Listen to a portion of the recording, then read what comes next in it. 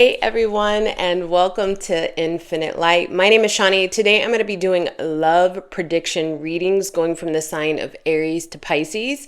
I would suggest checking out your sun, moon, and rising, but because this content is for adults and adults only, since you're an adult, you can do whatever you want to do. The timestamps will be either in the description box below or the pinned comment below. I do offer personal readings, coaching sessions, and venting sessions. If you want to check me out on my stand store, the link to create or to make an appointment is in the description box as well. You can follow me on Instagram. I do also have a membership here on YouTube to get extra readings. And come August, that's going to grow to getting extended readings. If you'd like to see what's on offer, click the join button. First, you got to subscribe though. In order to see that, click the join button at the bottom of this video and it'll show you what is on offer if you choose to join the membership program. I have taken off a little bit of time. I've been off for a week, so it's been a while. I generally post these on Tuesdays. And come August, I'm going to start doing these back again live on Tuesdays. So thank you so much for everybody that's out there that has been patiently waiting on me coming back to do these love readings. I'm so excited to be back. If you've been here before, if you like the way that I groove, go ahead and hit that like button. Hit that subscribe button if you feel called. Turn on that bell notification button so that you know once I start revving things back up when I've posted a new video. All right, so without further ado, we're going to be starting with the sign of Aries. Aries, sun, moon, and rising. Aries, do me a favor, come to this reading with an open heart and open mind. Don't force anything. If this isn't your reading per se, then check out your other placements, all right? So here we go. For Aries, love predictions over the next 7 days as they are viewing this, not as I'm recording it. For your greatest and highest good, we have mind your own, Aries. Mind your business, Aries. Do you right now. Let's not focus on anybody else. Let's not focus on the shoulda, coulda, like the shoulda, coulda, wouldas of experiences that are not connected to your life right now. Mind your present business. What does that mean? Like, what is Spirit trying to say? Right now, there's a lot of need for internal work. There's a lot of need for internal growth. There's a lot of need for you to get comfortable in your power. And the only way to become comfortable in your power and to truly and authentically shine like the bright star that you are, Aries, is to get to know yourself. Is to get to know all aspects of yourself. So right now, the Aries self-centeredness that they always claim us to be, I'm an Aries sun. It's kind of okay to definitely be a little selfish with your time. Because there's growth happening for you. And the growth is happening here in this heart space. I'm seeing a lot of green on this card. So self-love is coming through. And this is meant to be a reading for you and a partner. But definitely that's the biggest thing. And it could be because you are grounding your energy. Because again, there's a lot of green here. You could have a lot of earth in your chart, or you're just noticing that you're needing to take some more time for meditation, take some more time out, take some time for rest, go out into nature, look at yourself and praise yourself more in the mirror. Then because if you're doing all that, and if you're aligning with all of that positive activity in your life, what you're doing is creating room and space to receive that from somebody else. You appreciate yourself. You start magnetizing in people that truly appreciate you. You initiate. Oh my goodness. Initiate. What? You initiate growth for yourself. You attract in people that are okay with growing themselves as well. All right, romantic love for over the next 7 days for the Aries. We got the Hermit. See, this makes so much sense. So you'll know if this is your story or not. If you're the Aries who has been single for a while, purposely healing yourself, trying to find your North Star, trying to follow the path. And especially, I notice how this hermit here is kind of looking backwards. He's not headed towards the cliff, right? So for me, as I'm recording this, Mercury is in retrograde in the sign of Cancer. So there has been a lot of review of emotions. And I think I brought this up the week before last for you guys, Aries. So it's kind of a continuation story, but I feel like you're handling this Mercury retrograde better than you've ever handled one before in your life. And the review doesn't scare you. In other words, if you're recalling situations with other ex-lovers or people or whatever, it doesn't have to be lovers, but just people that you were emotionally tied to, as you're recalling those situations, you become less and less reactive. As you're recalling those situations, it's not like a want to demonize another person, retaliate towards another person. It's not a want to even be argumentative towards another person. It's just like, that happened. That was a lesson. Moving on. So there's just even more, crows could be significant, but there's just even more synchronicity talking about Aries needing to do an evaluation or actively doing an evaluation. It just really depends on what timeline you're on, Aries. Romantic love for Aries. The Magician. See, what is great about this is I was talking about, like, once you become intentional about healing and elevating and having self-awareness, then you by proxy attracting people that can do that. And so you are actively manifesting every single day, every single hour, and with every single choice that you choose to elevate, you are actively manifesting. And some people might argue, well, you're manifesting no matter what, even if you're choosing to stay stuck, even if you're choosing to have, even if you're choosing to be comfortable in old narratives and whatever.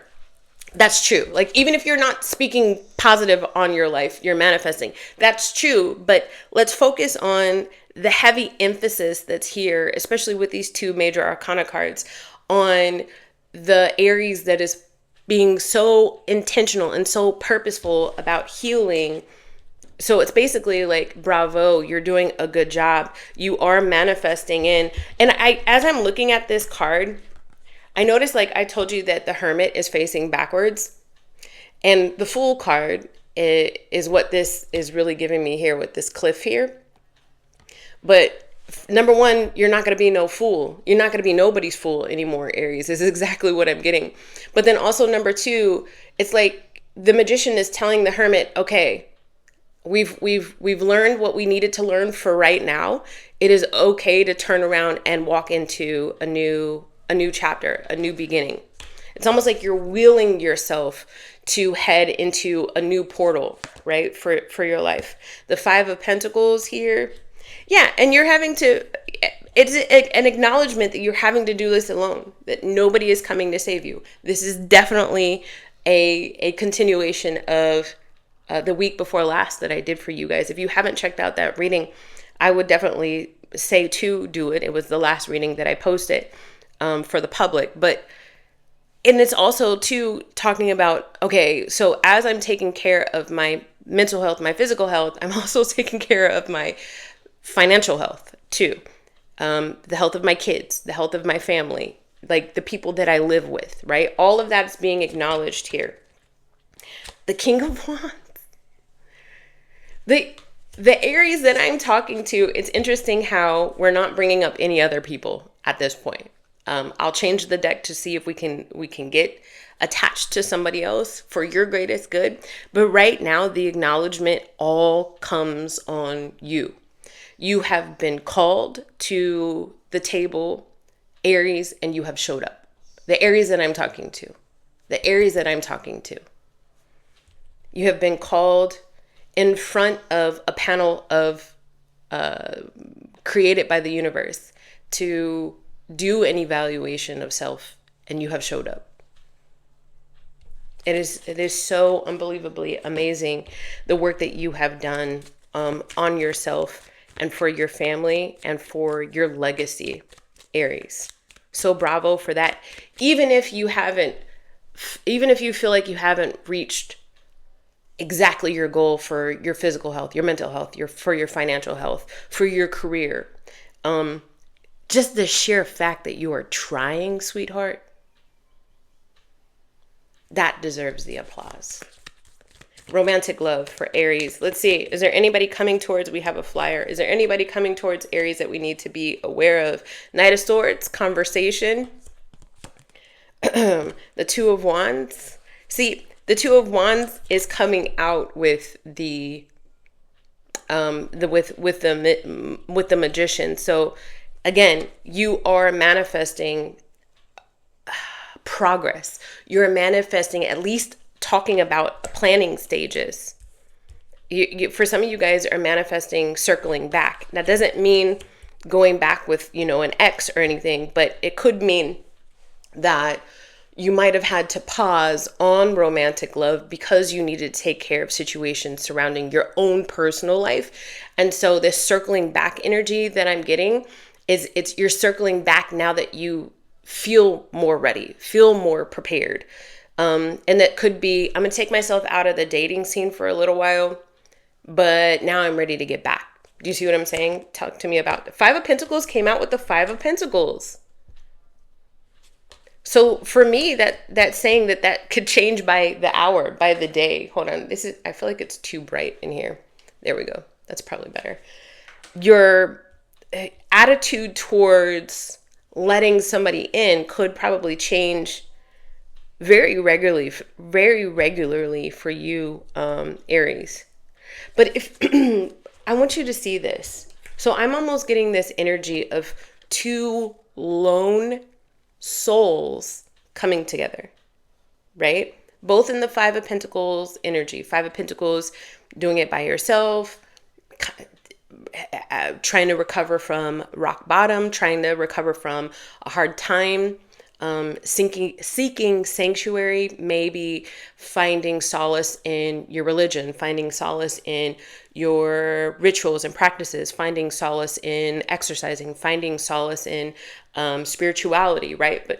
But asking for help, even in some cases, maybe through therapy or whatever, coaching. So the first card that came out was the Five of Pentacles, where there are two people coming together. The second Five of Pentacles comes out where there are two people together holding hands. Do you see that there's a progression? And we were talking about how you're manifesting progress here with the sorry, I just hit the microphone, with the Two of Wands. Tell me about this person coming towards Aries. The King of Wands and the King of Wands. It doesn't have to be another fire sign. It doesn't have to be an Aries, Leo, Sag. Sometimes for me, when I look at the King of Wands, sometimes I get like Cancer energy, but it doesn't have to be Aries, Leo, Sag, Cancer. Okay. What this is telling me is that you are literally doing what I was telling you that you were doing. You were pulling in a mirror. Somebody who is mirroring your actions. Somebody who has chosen to take charge of themselves, knowing that nobody's going to come and save them, right? Somebody who maybe has gone through a lot of the same hardships as you, or just hardships in general. But again, choosing not to be victim, choosing to take control, because that's what the King of Wands does. Takes control and still has optimism about the future, knows that staying stuck ain't the answer, right? So tell me about this person coming towards the Aries over the next 7 days, please, Spirit. The Eight of Wands, communication. Communication came out with this Knight of Swords as well when I was talking to you about communication earlier. Some swift communication. Hangman. The Eight of Pentacles. For some of you guys, this is somebody that you work with. Six of Wands. Six of Swords. For some of you guys, this is somebody that you met after a recent move, maybe changing work centers, changing jobs, actually changing housing locations, you were on this project and you got moved over to this project. But there is definitely this idea of somebody that you work with or work around or live around that is, you're circling back, opening up the door for this person to have communication with you. The Hangman is very significant here. Like, for me, the Hangman coming out with the Two of Wands and the Magician, the conversation is saying, so where do we go from here? What do we do now? Right? So I really get this idea of you putting a pause or the kibosh on something, putting it on the shelf until you or this other person was ready. And then now, the Tower, look at that. There's a massive shift that is going to be happening for the Aries community when it comes to romantic love. The speed bumps that you were feeling, the stuck feeling that you were feeling, the stagnation that you were feeling was all a larger orchestration of the universe. 1555, I was looking up, so a massive change. It was all orchestrated on purpose because energetically y'all just alone were not exactly where you needed to be. Maybe there was some sort of, and it's going to get woo, but I really don't care because that's how I read. Maybe it's some sort of DNA upgrade that some of you guys were going through in the background. Or maybe there were just third party, fourth party, fifth party energies that needed to be aligned. And it's not talking about necessarily other lovers. Maybe the other person's job needed to be elevated in some other way, or the other person's family relationship with their brother or their sister or their cousin needed to be fixed first, right? All of these other elements, peripheral things needed to be fixed first. So that's why you might have felt stuck, Aries. This is very long-winded, but it's going to get you where it needs to go. Talk to me about how this person, who is this person first? Who is this person for the Aries? See, I don't feel like, okay, I want to ask who this person is, but I feel like you would know that there has been a person around your energy that you have had to put on pause, or that has put you on pause, or for whatever reason hasn't actually gone through. This isn't your ex that was a fucking dick. This isn't, somebody that didn't choose you. This is a new somebody.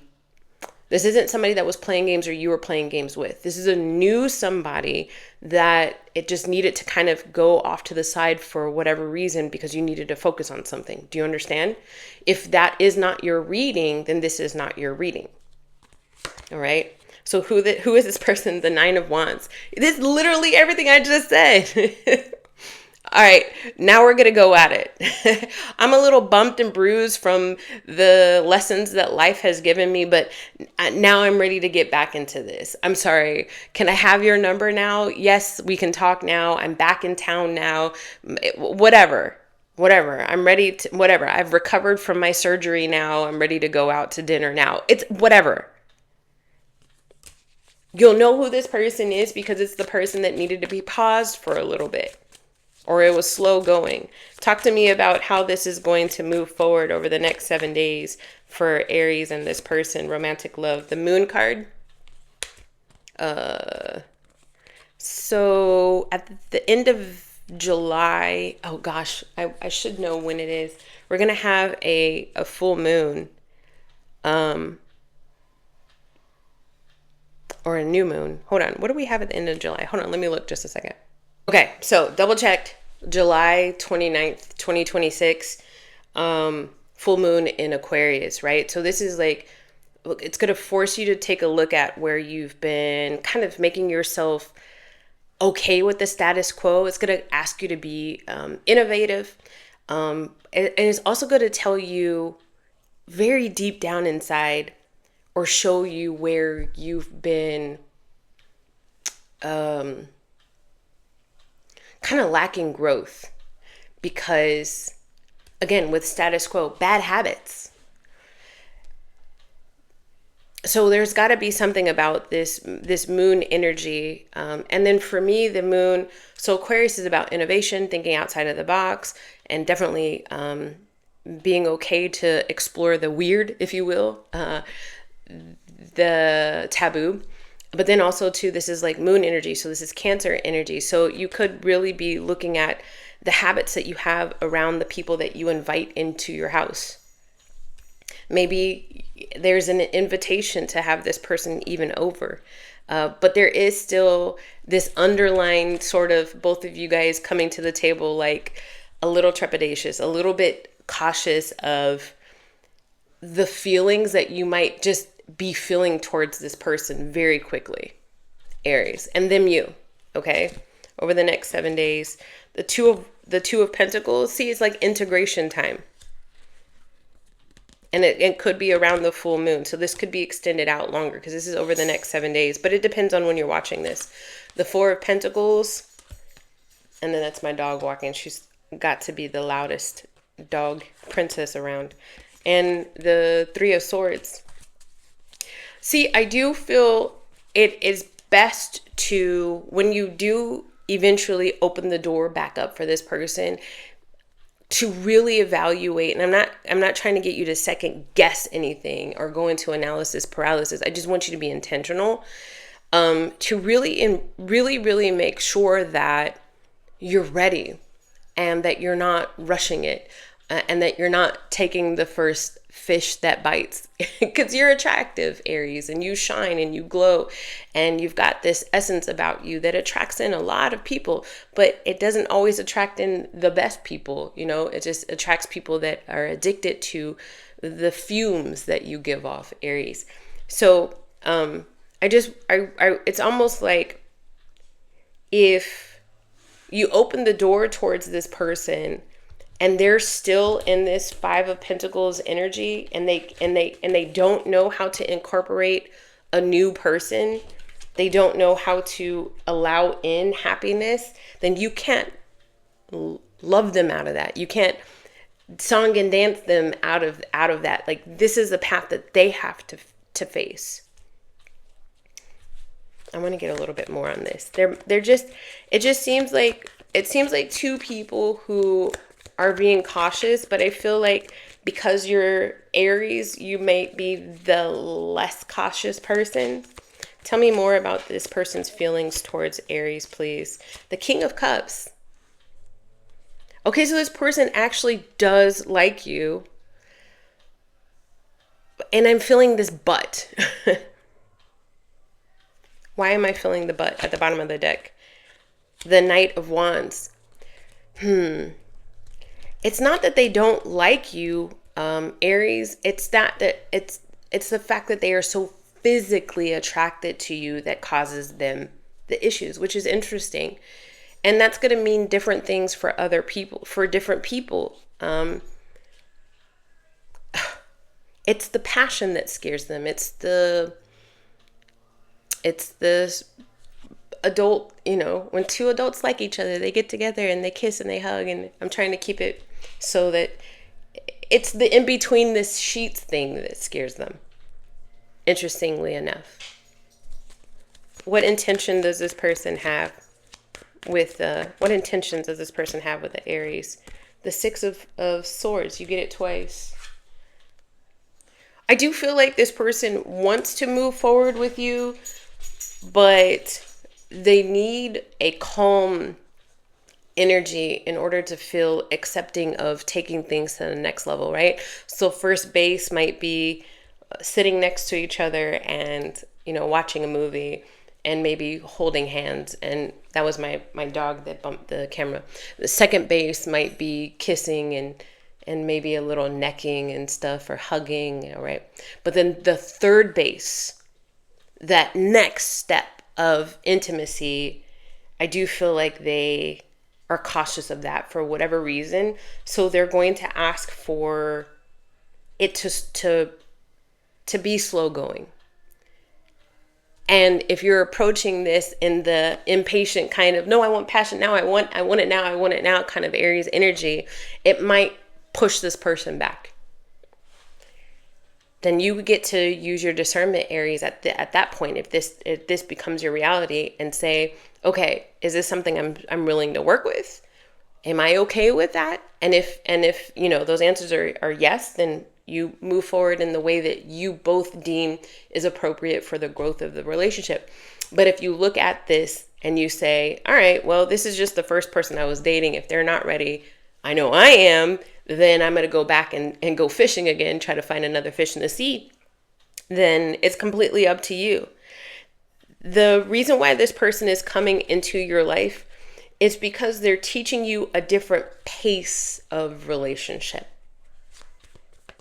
right? So you could be the Aries that's guilty of a fast burn. And this is teaching you what a slow burn looks like in a relationship. Where's this headed? Where's this connection headed? The 10 of Wands, the 8 of Wands, the Judgment card, and then the Strength card. Some of you guys are going to take the bait, if you will. A lot of fishing references. Fishes, so like Pisces energy, Cancer, I don't know, maybe Scorpio. But some of you guys are going to take the bait and you're going to say, okay, all right, we'll go slower. Did you hear how the tone of my voice was like, we'll go slower. And others of you guys are just going to be like, yeah, this ain't my cup of tea. We're already super late into this reading. I gave you like the longest reading ever, Aries. So I pray that this helped you. I pray that this got you at least some clarification. Some of you guys are already in this and you're just like, why is this person not wanting to go to the next level? There's a conversation that needs to be had. You know, if they feel comfortable sharing, and if you feel comfortable sitting and waiting for them to open up, then there's definitely a conversation that needs to be had about this sexual tension. Advice for Aries. The Judgment. You get the Judgment twice. You get to make the decision. And for some of you guys, you need to collect more information. So have a conversation with this person. Actively listen to what this person is saying, because they're coming from a place of fear. And so they're going to need empathy, not necessarily apathy, but empathy, and calm energy in order for them to open up and tell you why this is happening for them. All right. I pray that gave you some clarification. Let me know in the comments down below. Don't forget to like and subscribe. 27 minutes in, Aries. I think I earned it. I love you guys. Let's move on. Okay, we're moving on to Taurus, Sun, Moon, and Rising. Taurus, come to this reading with an open heart and open mind. My intention with this reading is to try to get you some clarity, talking about your romantic love life. So what do we have coming towards Taurus? Don't force anything. It says, ignite your fire. Listen, there's, hold on, I need a sip. This is unsweet tea, guys. I love unsweet tea. I can just I got that yesterday. It usually takes me a couple of days to drink that. Anyways, I just wanted to make sure, for whatever reason, y'all didn't think I was in here drinking whatever. Ignite your fire, Taurus. Passion is coming towards you. Creativity is coming towards you. A loving partner that wants to love on you is coming towards you. And Spirit is saying it's I just heard 1, 2, 3, go. But then Spirit is also saying that it's okay to interact with this energy. All right. Let's see. Taurus, romantic love. What's coming towards Taurus? The Strength card. 2 fire references with Leo energy here. But then it could also be talking about how we're heading into Leo season as I'm recording this. So during Leo season, your passion, love life could be elevating itself somehow. All right. For the Taurus. The 10 of Wands. The 4 of Cups. And then at the bottom of the deck, the Devil card. Okay, so you might want to watch the Aries reading that I just did, because it's kind of giving the same sort of message. There's people in this collective that are watching this that are feeling that itch, wanting to, what do they call it? You got an itch that needs to be scratched. If you understand what I mean. Double entendre, totally intended here. But feeling like, I don't know if it's the right time. I'm not sure if I want to take things to that level, for whatever reason, right? You could be recovering from some heartache and pain, or you could just fully understand what taking things to the next level means energetically. And it's, for you, I feel like it's a burden.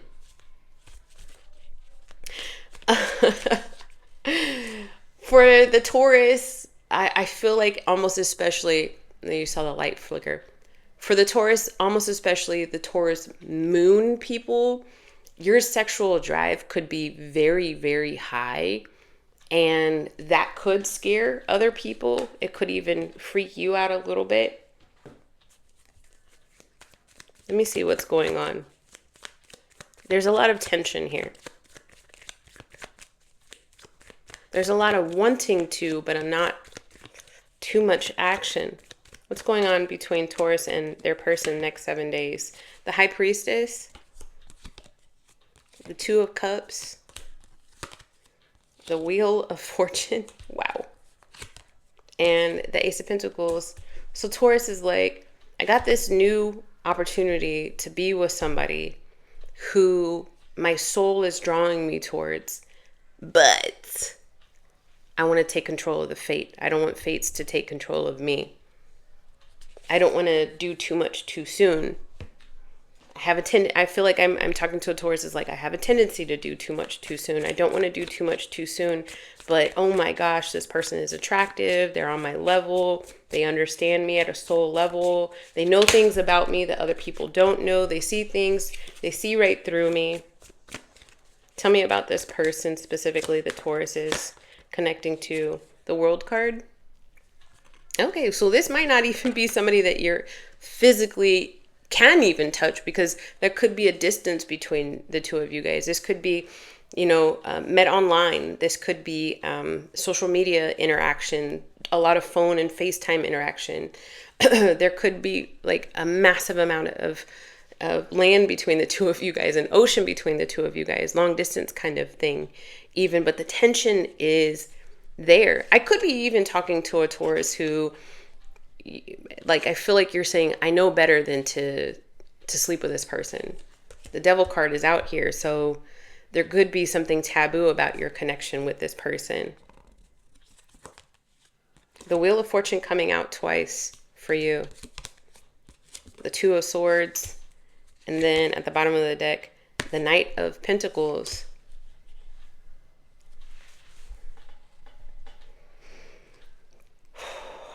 Whoever this person is that you're connecting to, I'm getting real heavy Sagittarius energy as well, Taurus, but whoever this person is that you're connecting to, Capricorn, Leo, Sag.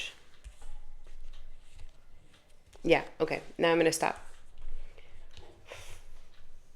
You get the Knight of Pentacles on the Ace of Pentacles. So you've been waiting a long time to have this kind of connection with somebody. And now that it's in front of you, it recovers old energies, memories. It ignites a trigger inside of you that leaves you, like a, what is it? Flight, fight, or freeze. A survival instinct in you, and it just makes you feel crazy uncomfortable. How does this person feel about the Taurus if they were being completely honest with themselves and me? How does this person feel about the Sun card? Another Leo reference here. So like, and you get two Wheel of Fortune. So it is this in this time that this person was meant to be in front of you, triggering you the way that this person does. And especially since Mercury is in retrograde until around like the 24th of July, there's like a need for you to take a look at why.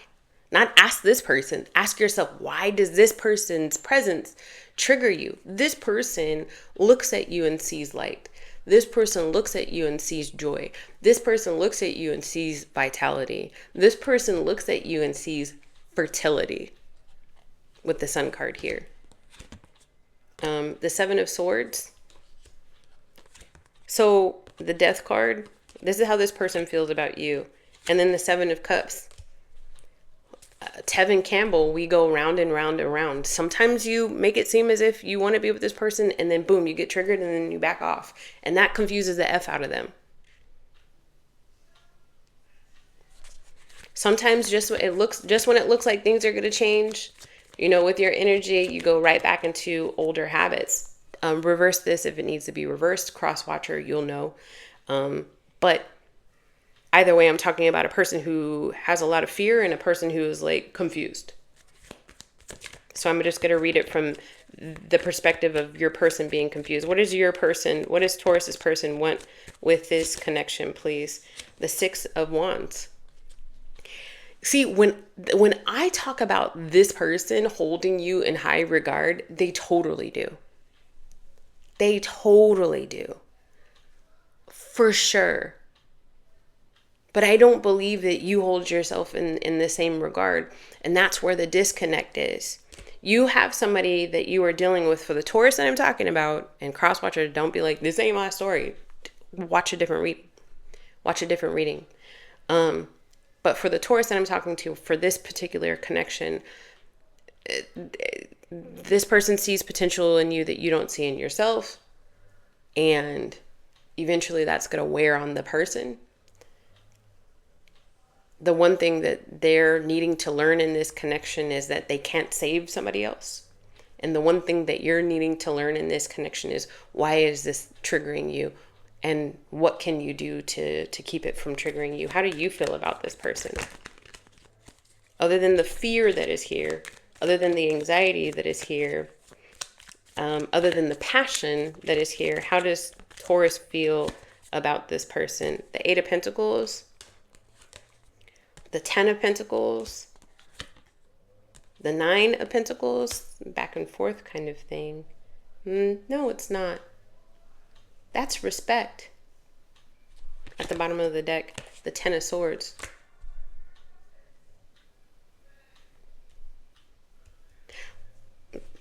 Random question, because the Ten of Pentacles came out with the Ten of Swords. Is this somebody that you used to be married to? Like an ex? Because it goes, I said back and forth, because for me, and this is not going to be everybody's story, but like, Eight of Pentacles is like, you know, y'all used to work together, be together, collaborate together, learn about life together, grew up together. Ten of Pentacles, found a life together, lived together, had kids together, were married. Nine of Pentacles, and then became independent. Ten of Swords is just reiterating a breakup. So that's it. That's it. Now, there's no, I mean, and that's the story I'm going to read, because that's literally the story that I'm getting. Let me know in the comments down below. You know, every time you comment in the comments down below, other people read the comments. So some people might be like, this ain't my story. But somebody like, yo, how did you know that? And I want the people to understand that I see. So that people can feel seen, right? And know that they're not alone in this. Because no judgment, 100%. I've seen this happen before. So if this is happening to you, you're not alone. But what I am seeing is you are attracted to somebody that is your ex.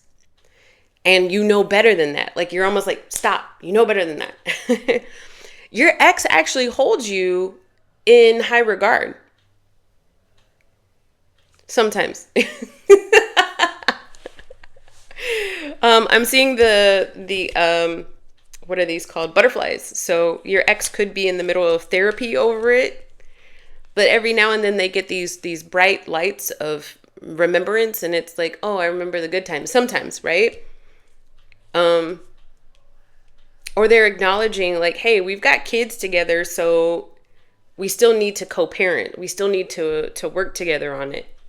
And sometimes they feel good around your energy, and sometimes they don't. Either way, they still have you on this,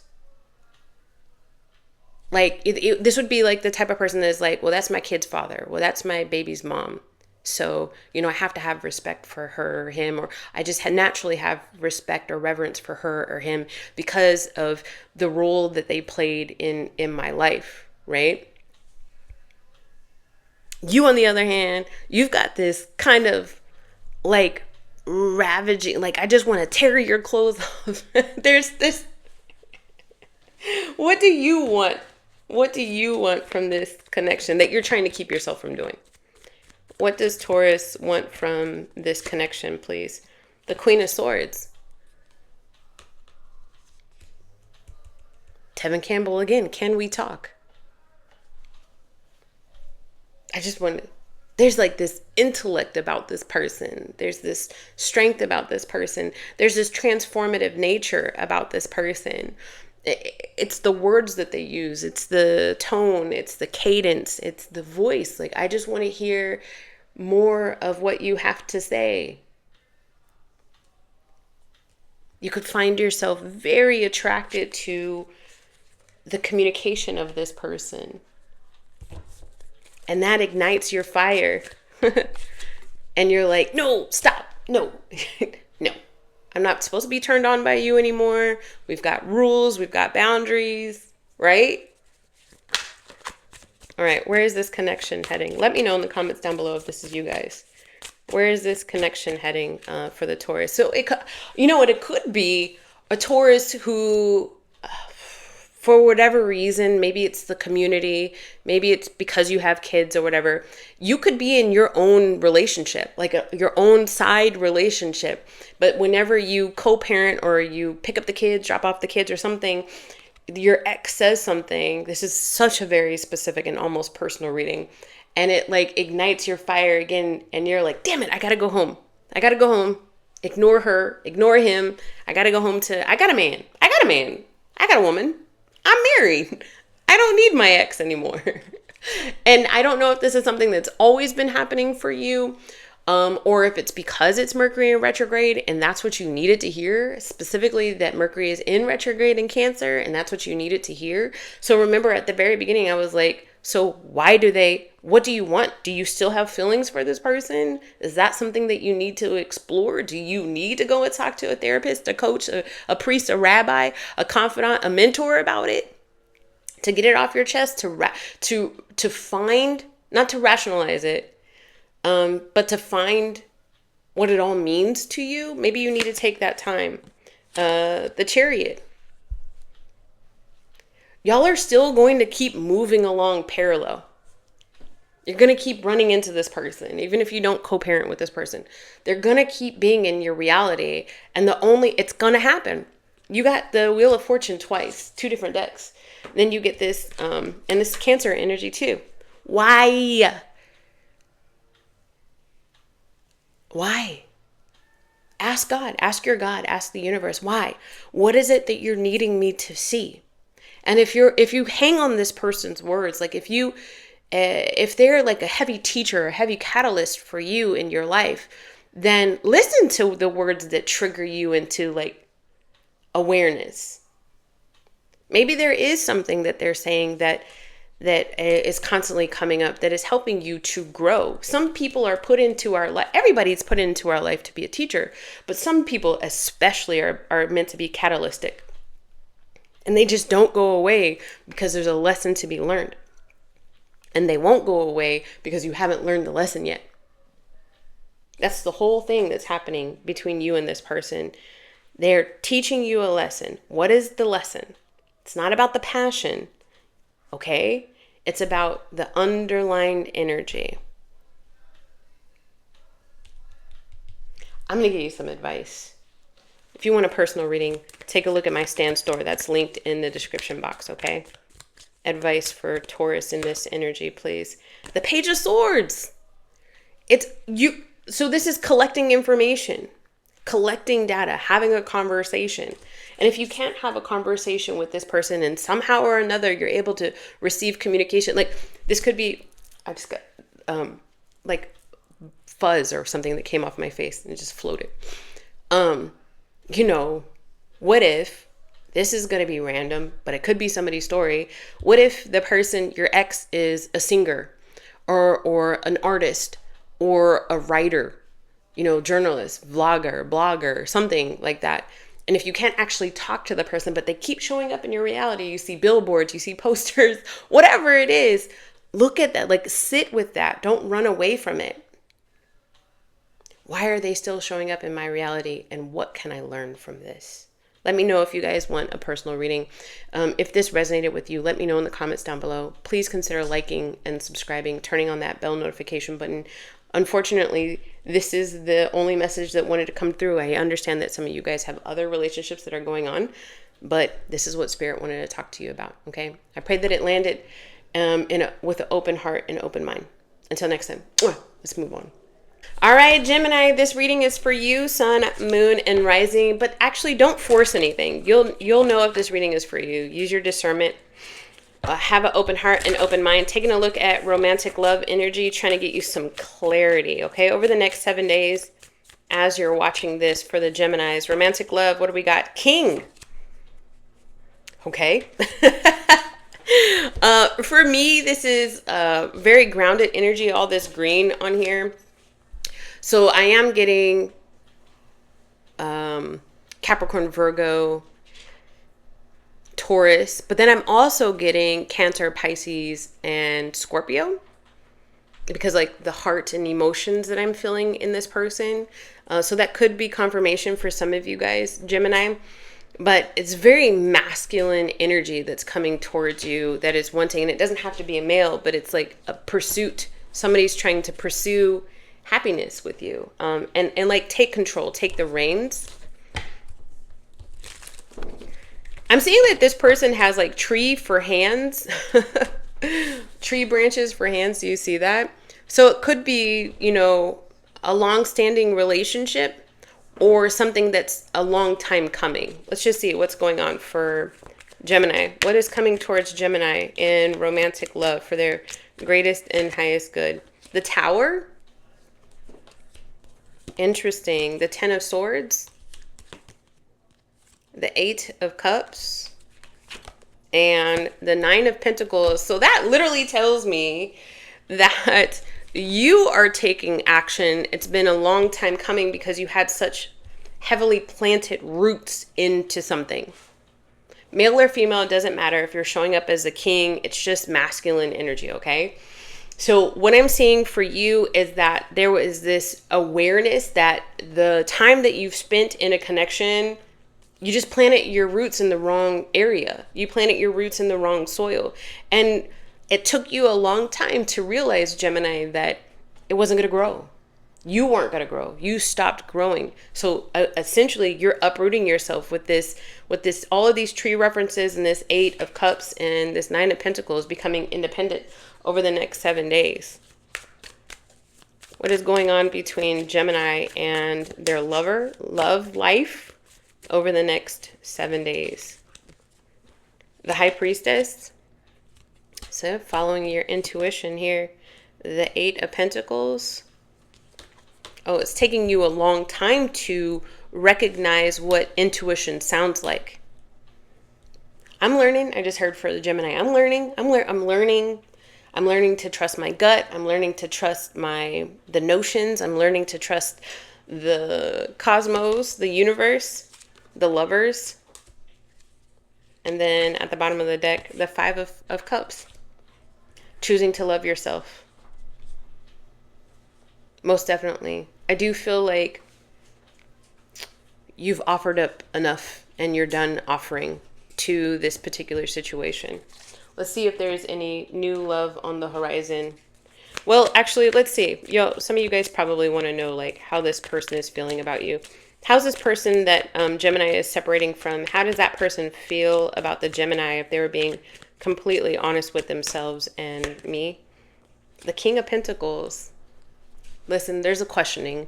Like, I thought this person is saying, I thought you were going to give to this. I thought you were going to keep investing in this in your time. I thought you wanted this, is what this person is saying. How do they feel about you? Like, they still want you. Let's see how else they feel about you.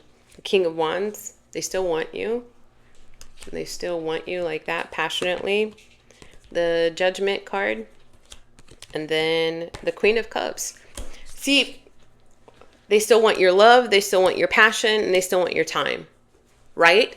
But I think it's interesting, the feminine energy that came out here is the Queen of Cups. And for me, the Queen of Cups is the person that gives too much too soon and has had to learn. And I feel like this is for you. You're having to learn that ain't it. That ain't how you get a healthy relationship or reciprocity. Now, the fact that this is coming out to judgment for this person, how they feel about you, you might have stood up for yourself and said, you know what, I gave too much. I gave too much of my time. I gave too much too soon. I keep giving you my body. I'm done with that. I keep saying I love you, but I don't know if I feel that actually inside. But they haven't reconciled with that. What do they want? What does this person want with this connection with Gemini, please? The Knight of Swords. The way that this person keeps you around is that they keep you talking. So if you're wanting your independence, you're going to have to stop giving to that. Oh, well, I just need to tell you about this one thing. Well, this happened to me at work. Well, this bad thing happened to me, right? So like, if this is a person that's wanting to keep you around, I feel like they find any and every excuse to have to talk to you or share something with you, or a woe or something bad that's happened in their life, and they're finding solace in you. Or they start an argument or a tiff or something like that. And then the way that they know that you might still come back is because you engage. And so if you're truly trying to uproot yourself and find your independence, Gemini, you might need to step back from engaging with this person in all ways, with your body, with your time, with your mind. How does Gemini feel about this person if they're being completely honest with themselves and me? The Fool card. So for some of you guys, this was meant to be a new beginning. And then I laugh because the literal word fool. You weren't the fool. I need you to understand that. You were meant to have this engagement with this person. You were meant to engage with this person. You were meant to be around this person because it was meant to teach you something. And other people want to argue with me when I say stuff like that and say, no, it was just a bad decision. That's not how the universe works. Every single occasion, every single situation, every single interaction is meant to be a moment for growth, an opportunity for growth, Gemini. So I'm just inviting you to look at this as that from a different perspective. You weren't foolish. You were meant to go into this, learn what you needed to learn, and then jump off to a new beginning.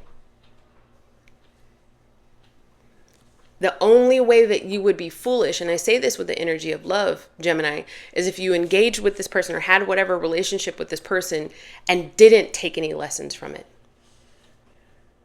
Because then you would be foolishly jumping into somebody else's arms with the baggage of this connection and not having any growth. The King of Cups. That's father energy. So there could be some sort of father wound around this energy, or you could be dealing with a masculine that has kids or a male that has kids. Or again, with like the water sign energy, Capricorn, Cancer, or Scorpio. It doesn't have to be any of that. But the fact that you feel this King of Cups energy towards this person is like, it gets deep. It gets kind of Freudian, right? Where this person refusing to give themselves to you fully or choose you fully could be something that you saw in a masculine caregiver energy as a kid.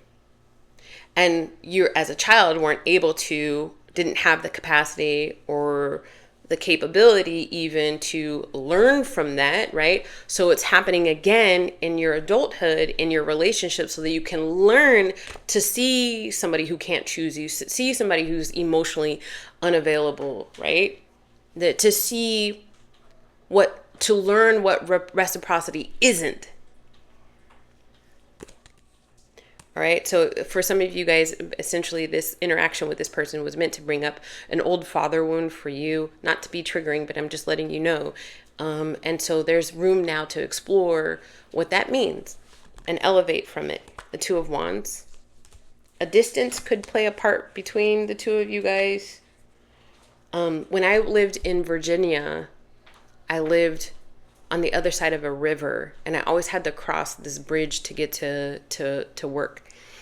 And I remember the bridge always being flooded from the rain or there being congestion or something like that. But I feel like it takes a while for you to be able to see this person whenever you do see this person, Gemini. That just could be confirmation for some of you guys. And then the Magician.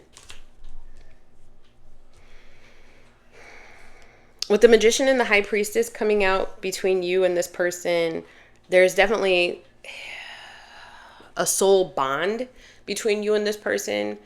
But the thing you have to understand about soul bonds and soulmates is a soulmate doesn't mean that this person comes into your life and stays in your life forever, or that things are always glorious and then the birds are always chirping and the sun is always out. There are going to be dark moments. There are going to be there's going to be contrast, there's going to be arguments, there's going to be obstacles, but then there's always going to be fun times, there's going to be passionate times, there's going to be loving times. But then your growth gets stifled. You've learned all that you needed to learn. So then there's going to be a point where in every soulmate interaction, you get asked the question, are you ready to stay here? Are you okay with the status quo? Or are you trying to grow and experience new people, new things, new situations? Ultimately, what do you want from this connection? Ultimately, what does Gemini want from the connection with this person? The Six of Swords. You want to go? Ultimately, your soul wants to move on to calmer, move on to peace. That doesn't mean that you have to be completely aware of all of the reasons, all the who, what, where, whys, and whens that you were interacting with this person. The Six of Swords, that says you'll figure that out at a later moment, but right now is the time to move. To move on, to pack up your stuff, to leave. Ultimately, for the Gemini that I'm talking to, and you got to use your own discernment. Don't ever let tarot tell you what to do. You've told me in multiple decks, multiple times that, yeah, I think this is done. I think this is over. And I'll figure it out on the other side, right? So that might mean going through some grief, going through the ups and downs, going through the analyzing it, talking to a coach, talking to a therapist. But I see you over the next 7 days almost making peace with the idea of, or if not, moving on. All right. All right, Gemini, I pray that that gave you some clarity. Let me know in the comments down below if you want to share your story. Other Geminis might feel invigorated by knowing that they are not alone in this. If you want to work with me in any capacity, that information is in the description box below. If this resonated with you, please consider liking and subscribing and turning on that bell notification. Until next time, let's move on.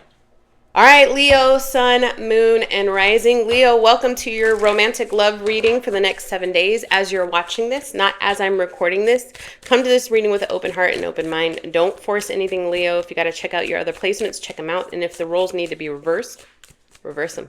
Here we go. Romantic love energy for the Leos in the house. What do we got? Bad company. Bum, dun, dun. Bad company. There is a sourpuss.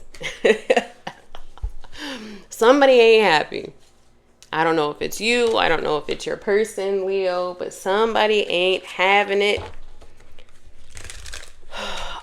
And I don't know if it's warranted or not. Let's see what's going on over the next 7 days for Leo. Romantic love energy. What do we have for Leo? The Six of Wands. Somebody ain't happy, you're moving on, Leo. The Nine of Swords. Somebody ain't happy, somebody's moving on in this connection, and the other person ain't happy. All right. The Seven of Pentacles, after all this time together, is what I'm getting. I don't know if it's you or this person. I'm getting like, you're literally going to leave me after all that we've gone through. At the bottom of the deck, I have the Five of Pentacles. There was some sort of separation. Somebody stopped choosing to invest in this commitment to pursue happiness. And the other person is like, I cannot believe that it didn't mean nothing.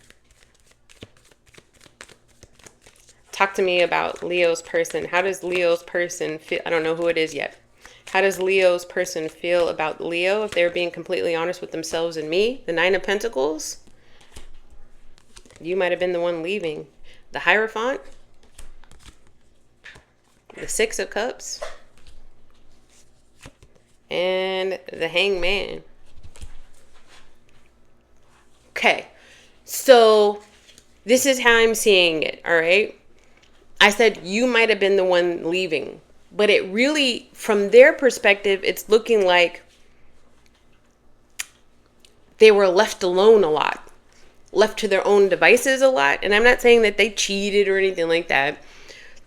I'm getting your person not feeling selected, not feeling seen, not feeling heard, not feeling fully supported. And they are acknowledging with the Six of Cups, yeah, we have had a lot of time together. Some of you guys probably were even married, right? Married or not, but I am getting this energy of, yeah, we have been or known each other for a really long time. But I've had to take this is from your person's perspective. I've had to take a different look at it because longevity for me doesn't mean I'm being selected. Marriage doesn't mean that the person even loves me anymore. Ultimately, what does Leo's person want from this connection with Leo? The Seven of Cups. I don't know. I don't know. And for them, I feel like Leo, if the roles need to be reversed, reverse them. But for them, I feel like they're saying, I don't even know what to expect whenever Leo does come around. I don't know if they're going to be loving, if they're going to be joyous, if they're going to be busy, if they're going to be absent. I don't know. Ultimately, how does Leo feel about this person? If Leo was being completely honest with themselves and me, how does Leo feel about their person? Ten of Swords. Seven of Pentacles. The Lovers. And the Ace of Pentacles. So I'm really getting a verge of a breakup or a separation or seeking mediation or being blocked even. And there's a heavy-hearted woe and wanting another opportunity with this person. If this is not your reading, you don't need to cuss me out. Just go watch another reading. Sun, Moon, and Rising for the Leo, okay? I got real fired up in that one. I was like standing up for myself and stuff because I know there's gonna be somebody in the comments. It's like, this ain't mine, blah blah blah, and I've already said to reverse it. No, I don't want them back. I've already said to go check out your other readings. But for the Leo that I'm talking to that has an open heart and open mind and is still sticking with me, I am seeing that it hurt when they said, I'm leaving, or I don't want this anymore. I don't want to do this anymore. But what does Leo want? I want you back for good is what I'm hearing in my mind. But tell me, from Leo's perspective, ultimately, what does Leo want from this connection? The High Priestess. That's stubborn a little bit, Leo. And I say that in love. But there's this, you could be blocked from this person. Y'all could have both blocked each other or whatever. But there's this like, I don't want to be the one to say how I feel first. You want to be selected now. Now that they've retracted or have pulled away, it's like it's triggered a wound in you, and now you're like, you want them back, but you want them to come back, even if on an intellectual level you might understand that there is some fault here on your side. It's a stalemate now. You're not saying anything, and this person isn't saying anything. Ultimately, where is this connection headed for Leo and their person, please? Where is this connection headed? The Sun card? Some of you guys could have kids together. The King of Swords, and so you're co-parenting, but it's not going beyond that. The Queen of Swords here. The King of Swords and the Queen of Swords. It's two people that are not looking up when they are around each other. So if you're not co-parenting with this person, then both of y'all have chosen to select the path of not allowing emotions to be involved. I mean, you could be talking via lawyers, could be You know, there could be a mediator, and you could be asking your best friend to tell so and so this, and they're saying tell so and so this, right? Y'all are both thinking about this. A lot of air energy, but there isn't togetherness in your communication. At the bottom of the deck, the Three of Swords.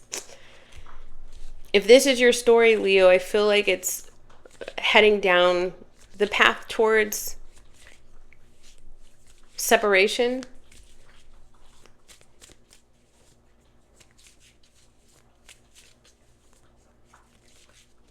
So if this is your story and you're trying to get clarification on how your person feels, rewind it if you need to, but I definitely brought that to the table, and I hope that that gives you at least some insight. And if you on at least an intellectual level understand that there's a little bit of stubbornness happening, from your end, ultimately it's two people at a stalemate, just trying to survive at this point.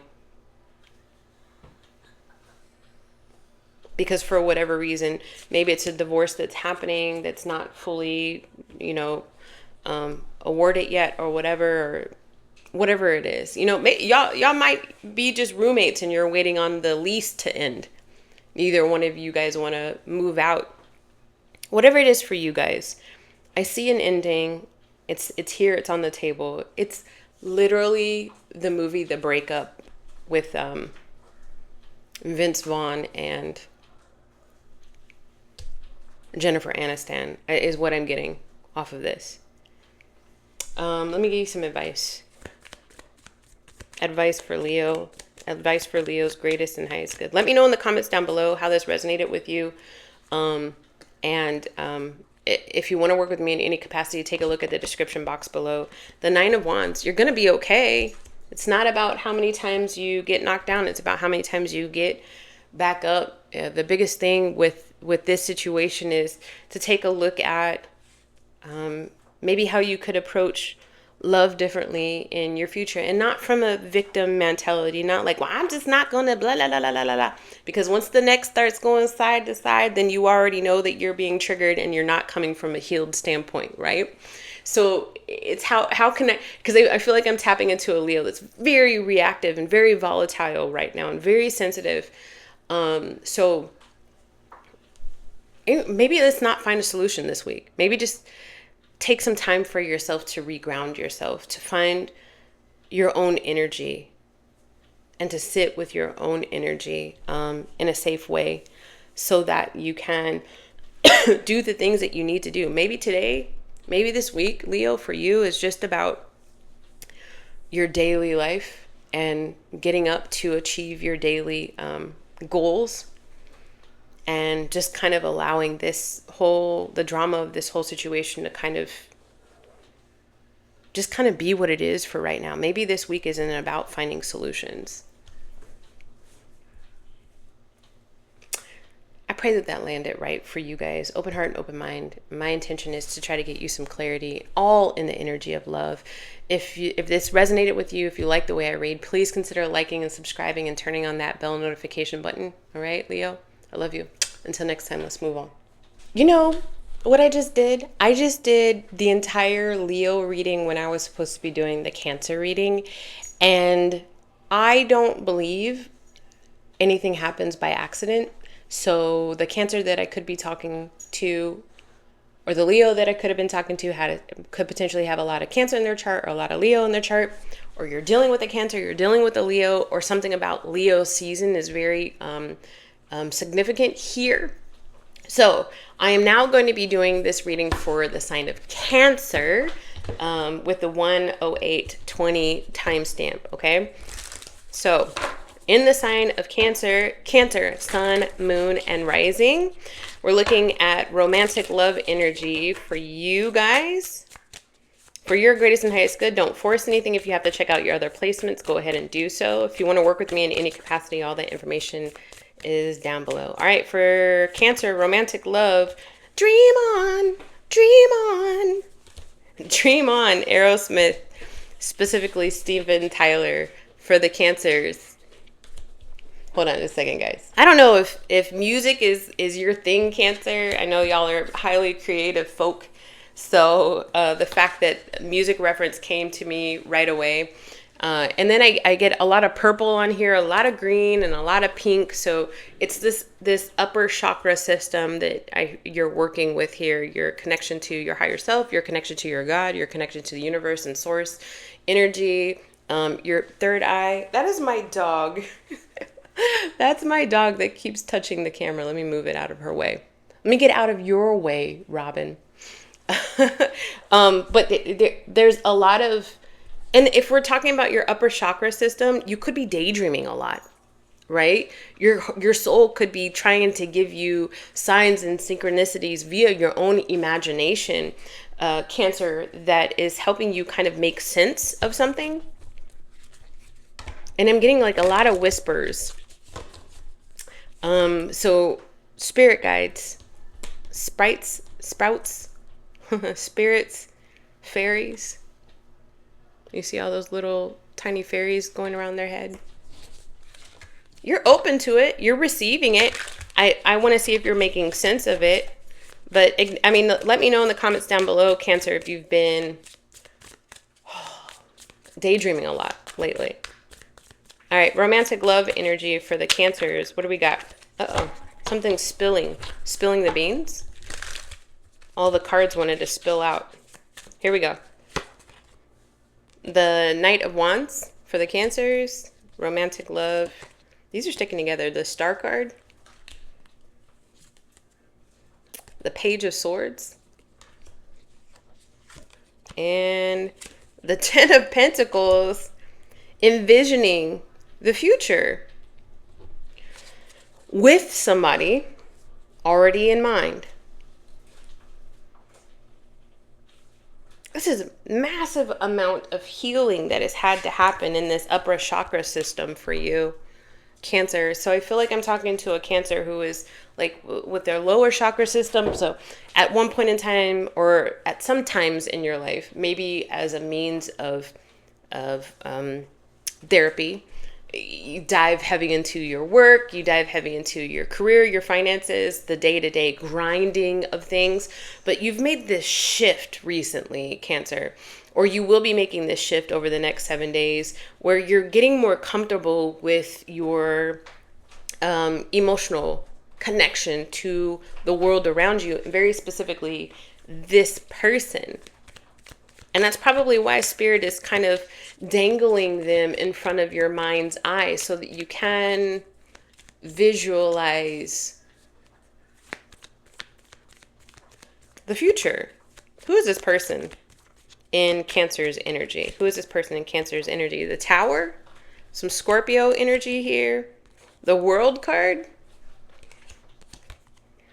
the Seven of Wands, and the Three of Wands. The Fugees. I'm getting the Fugees. Ready or not, here I come. You can't hide. Gonna find you and make you want me.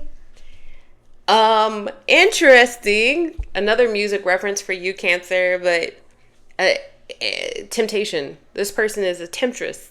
I don't know what the masculine version of that is, but you figure it out, right? They're very much tempting you into diving into your pleasures here with this Knight of Wands, to take action towards them. The biggest thing that caused this shift for you, from you to go from your lower chakra system to your upper chakra system, is an ending that you've healed from, a closing of a chapter that you're healing from. You've been trying to keep yourself from talking to this person. You've been trying to keep yourself, like, I feel like whenever you start daydreaming about this person, you had been trying. Like, no, now's not the time, I'm working. But I feel like that veil is very, very thin between you and this person's energy. They could be at a distance from you at this Three of Wands. Or it's a lot closer than you think, you having union with this person. This could be a thing where it's like two souls have known each other for lifetime after lifetime, and then when you finally get a chance to really engage in this lifetime, things just like skyrocket into like fast mode because your souls already know each other. How does this person feel about the Cancer? If they were being, this is woo, you'll know if this is your message or not. How does this person feel about the Cancer if they were being completely honest with themselves and me? The Seven of Pentacles. Patient. The World card. There's a lot of internet references, the World Wide Web coming up here as well. The Queen of Swords. How do they feel about you? A bit dry. The Two of Pentacles. A bit dry, a bit busy. And they're trying to be patient.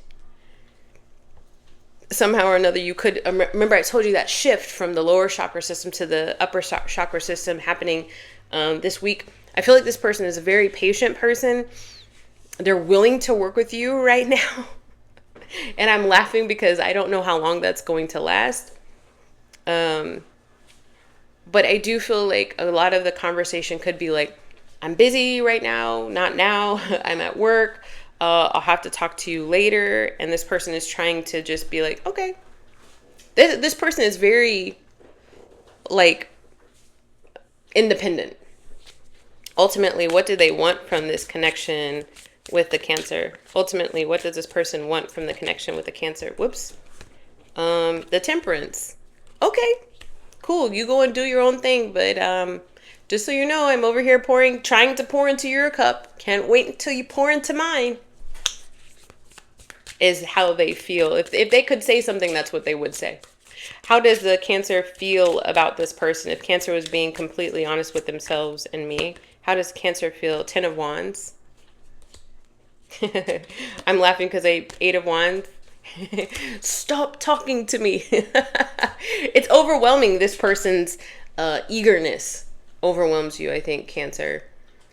Because for a lot of you guys, it's just because you shift from the lower chakra system to the upper chakra system, just because you shift from masculine energy to feminine energy, and doesn't, you're not code switching, but you're kind of DNA switching in the background. Hopefully you understand that, because it would be hard for me to really, truly, if you want to work with me in any capacity, take a look at the description box below. But just because your soul is switching you from survival daily mode, the grind mode, to more of a spiritual mode, just because that switch has happened or happening this week doesn't mean that you feel comfortable in it, that you completely resonate with it. There's still a growth and a learning process that's happening for you. And this person just so happens to be passing by you or engaging with you before you fully integrated into the upper chakra system, fully integrated into that connectivity with your higher self, your future self, and your soul. And so that right there is kind of aggravating to you, because I feel like I'm talking to a Cancer that wants to have it all together when you engage with a new love, but for you, that sense of perfection isn't there. And if you didn't know why you were feeling the way that you were feeling, I think I just explained it for the Cancer that I'm talking to. The Four of Swords. Yeah. And I'm seeing here too, like you were recovering from some sort of loss or some sort of chapter, and you don't feel like this is like Cancer negotiating with the fates. Like, really? Now? I don't think I'm ready for this. And the fates are saying, yeah, I think you are. I think we know what we're talking about more than you do. At the bottom of the deck for the Cancer, how do you feel about this person? The Six of Cups.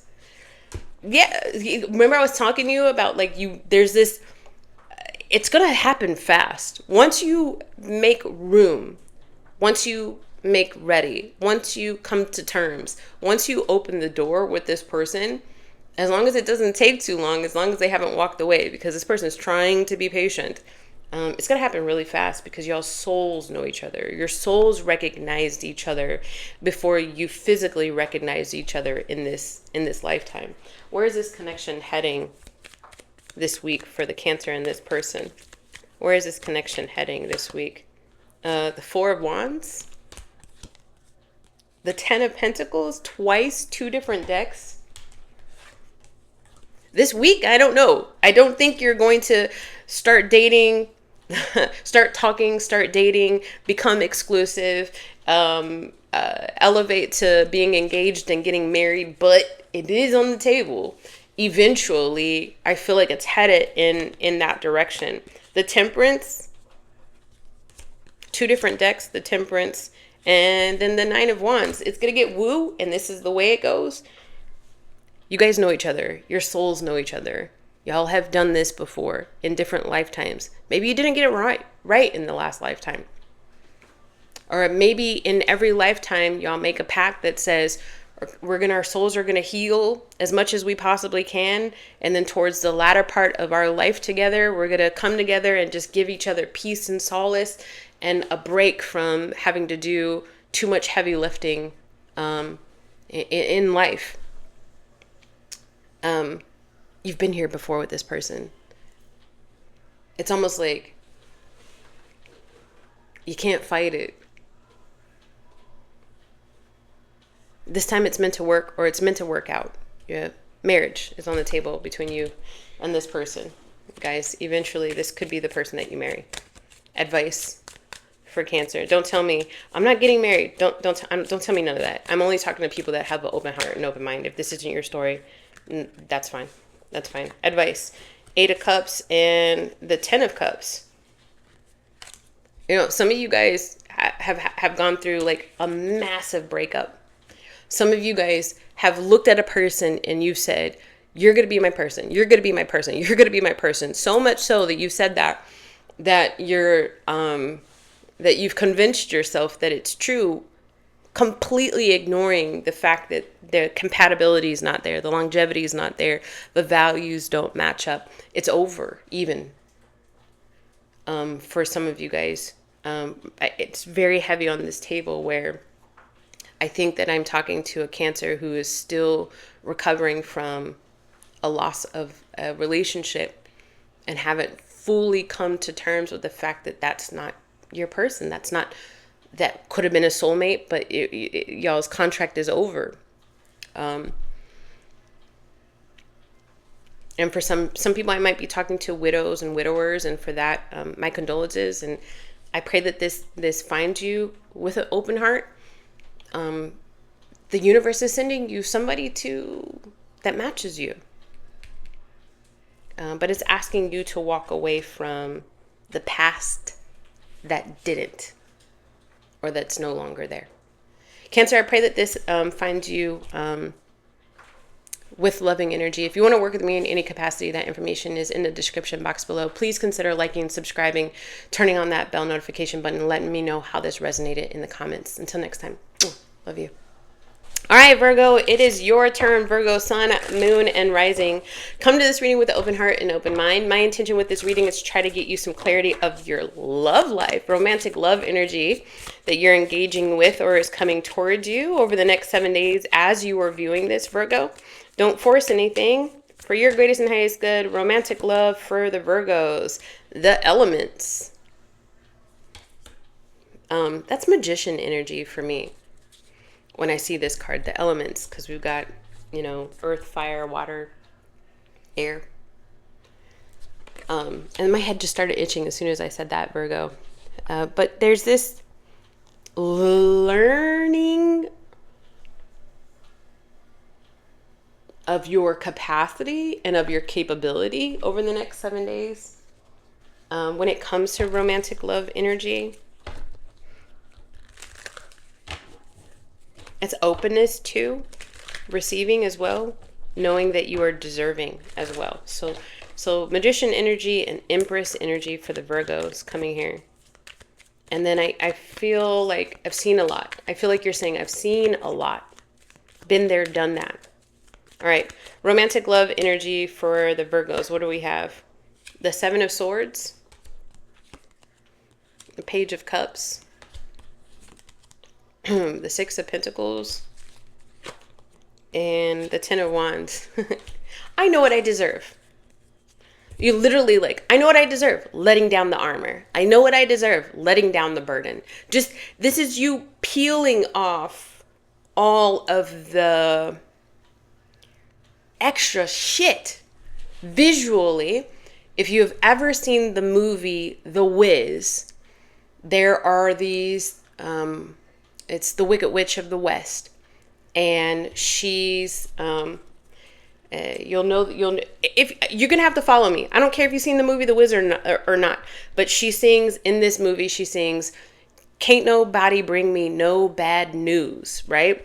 So there's this tyrannical energy around you, the Wicked Witch of the West, and you're like this person, Virgo, one of the actors who is like a worker for the Wicked Witch, and they present in this cocoon-like uniform, like it covers their entire body, and they're moving around real like stiff.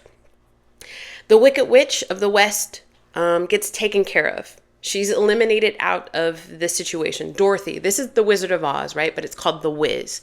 It's a different rendition of the movie, of the story. But Dorothy comes along with her friends, and Dorothy takes care of the Wicked Witch of the West.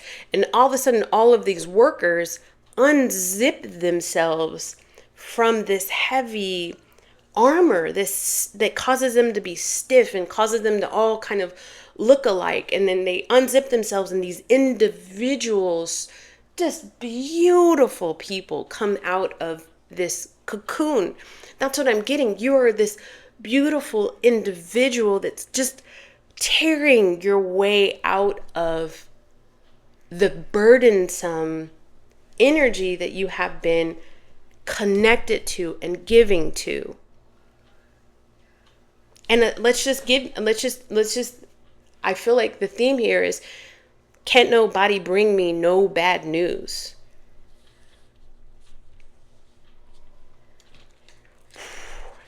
That's good.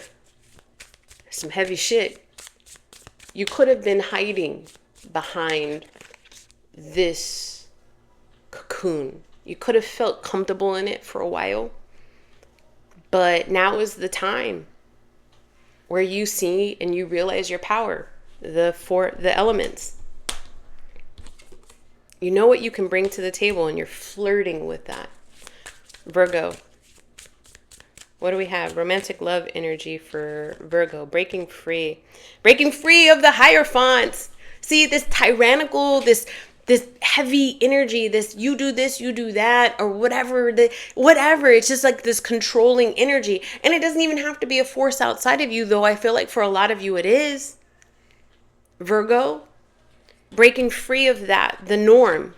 I am not here for this status quo anymore. That status quo, that ain't up to par for my life anymore. For the Virgo, breaking free, 5 of Cups, moving on. I love the confirmation. Moving on. The Chariot. Some of you guys might actually be moving, but you're just finding victory in separating yourself, all right? The 8 of Swords. You couldn't see, like if you see the movie, you can even Google it, guys, the Wicked Witch, when the workers come loose, or the no bad news, or whatever. You can Google it, shit. But there's no way these people could see out of their costume that they're in. There's no way that they know that you, like, because you're covered, you don't even know how beautiful you are. You know, you could find yourself, I know when I was in a relationship like this, I stopped looking in the mirror. I didn't realize it until therapy later, or until hindsight being 2020. But there was a part of time where we had in our bathroom, when I was in this terrible relationship, we had 2 mirrors in the bathroom, and the sink right underneath it. But then there was a void space with no mirrors, just wall. And I used to stand in the void space, even when I was getting ready, when I was brushing my teeth, when I got out of the shower, I was in the void space. I didn't even want to look at myself, because I think out of fear of not recognizing who I am. Let me know if this is your reading, Virgo. Breaking free of that, honey. Breaking free. Where are you going? Where is this Chariot taking you? Where's your love life headed now? Because I feel like you're flirting, Page of Pentacles, Page of Cups, with something else. Someone else? and an alternate lifestyle. I don't know. Romantic love. Where's it headed? The World card, an ending, right? A new portal. The Three of Wands. You've already made something ready, Virgo. The Tower. You're already readying something. The King of Swords. The Knight of Swords. King of Swords could be significant here. You could be dealing with an air sign. So we're talking about Libra, Aquarius, Gemini. You could be talking about a Cancer. You could be talking about a Taurus. I see some Scorpio energy on here too. Pisces. Okay. Doesn't have to be, but that could be confirmation for some of you guys. But it's like this thing there. It's, I did this when I was in that same relationship. I used to go out. I owned a homestead, and I had chickens and I had ducks, property and stuff. But I would go out in the morning and I would go and feed the chickens and change the water. And sometimes I would take like extra time to do it because I would start fantasizing over what my future would look like when I was able to break free of that heavy relationship. And I would kind of like even fantasize like Googling like apartments or houses for rent, or like what things I would take with me or what things I wouldn't take with me. And speaking of which, I started actually like purging things. I was donating more and more things. It's almost like my soul was getting me ready to flee, to leave. Eventually I did. But I feel like I'm tapping into a Virgo that's already flirting with the future. The Three of Wands is almost like you've set it up. You're setting yourself up for success. Once you leave this thing, it's there. Like, you know exactly where you're going to go. It's like back in the day having like an airplane ticket. Like, you already have your bags packed and you already have an airplane ticket in the bag, hiding somewhere. For whatever reason, I'm seeing a tangible ticket, not like a virtual ticket. So, it doesn't have to be an airplane ticket. Maybe it's for a train or something. But I'm getting Virgo, like, just say the freaking word and I'm out. Like having this Q-U-E, like having this cue. You're waiting for your cue to exit stage left. What is the future in love bringing towards Virgo? This isn't really talking about another person. It keeps talking about you. The Eight of Wands. The Knight of Wands. The Five of Wands, and then the Seven of Pentacles. I don't know. I feel like I'm addressing the fantasy. I'm addressing the want, the need, the yearning. I'm addressing you finding your strength and understanding how magical you are. But I don't feel like the follow through happens this week. For you, Virgo, there is a lot of conversation. I feel like you're readying yourself. Like you're two different people inside yourself. Gemini could be interesting here, a reference here, or Libra could be a reference here. But it's like you're visualizing what your future could look like, but then you're also weighing like the pros and cons. You're addressing all of the things that could happen, could go wrong first. It's like you're completely readying yourself to take that leap, to jump into this new chapter. Bags are still packed. I'm still seeing this very clearly. Bags are still packed. There's still like a ticket, like an open ticket. Maybe it's a travel agent that you have like on the ready. Like you've already paid the travel agent and say, book my ticket. When I call you, book my ticket. I'm going to leave. I'm going to want to leave like right away. That's very specific. I know that's not going to be everybody's story. And you could be talking a lot to like your therapist, your confidant, to a friend of yours about, hey, I'm not going to, pretty soon, I'm going to separate myself from this team. You meaning, the team meaning you and this other person. I'm not seeing new love. I'm seeing your energy only. And I've pulled two different decks. I've pulled multiple. So that could be the message here for you, Virgo. For whatever reason, the Knight of Wands is sticking out. So clarify this Knight of Wands, the Death card. Listen, by the end of the week, you might be getting your marching orders. You might be giving yourself your marching orders. Remember that cue that I said that you were waiting on? By the end of this week, you might actually be getting it. The trepidation goes away, the fear goes away, the anxiety goes away, and you find that one glimmer of movement and you take it, you capitalize on it. For the Virgo that I'm talking to, advice dealing with this energy for the Virgo's greatest and highest good. Advice for the Virgo, please. The Seven of Wands. You are protected. You are stronger than you realize. And also for me, the Seven of Wands is ready, set, go. Could happen faster than you initially anticipated, you know? It's kind of weird when you go through a relationship like this and you're processing it the way that you are.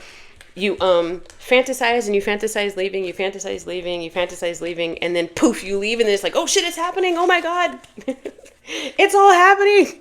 It's all happening so fast. But it's not happening fast. You've readied yourself for it. You're readying yourself for this. The Seven of Wands is you're protected. Okay? So know that your soul is wanting you to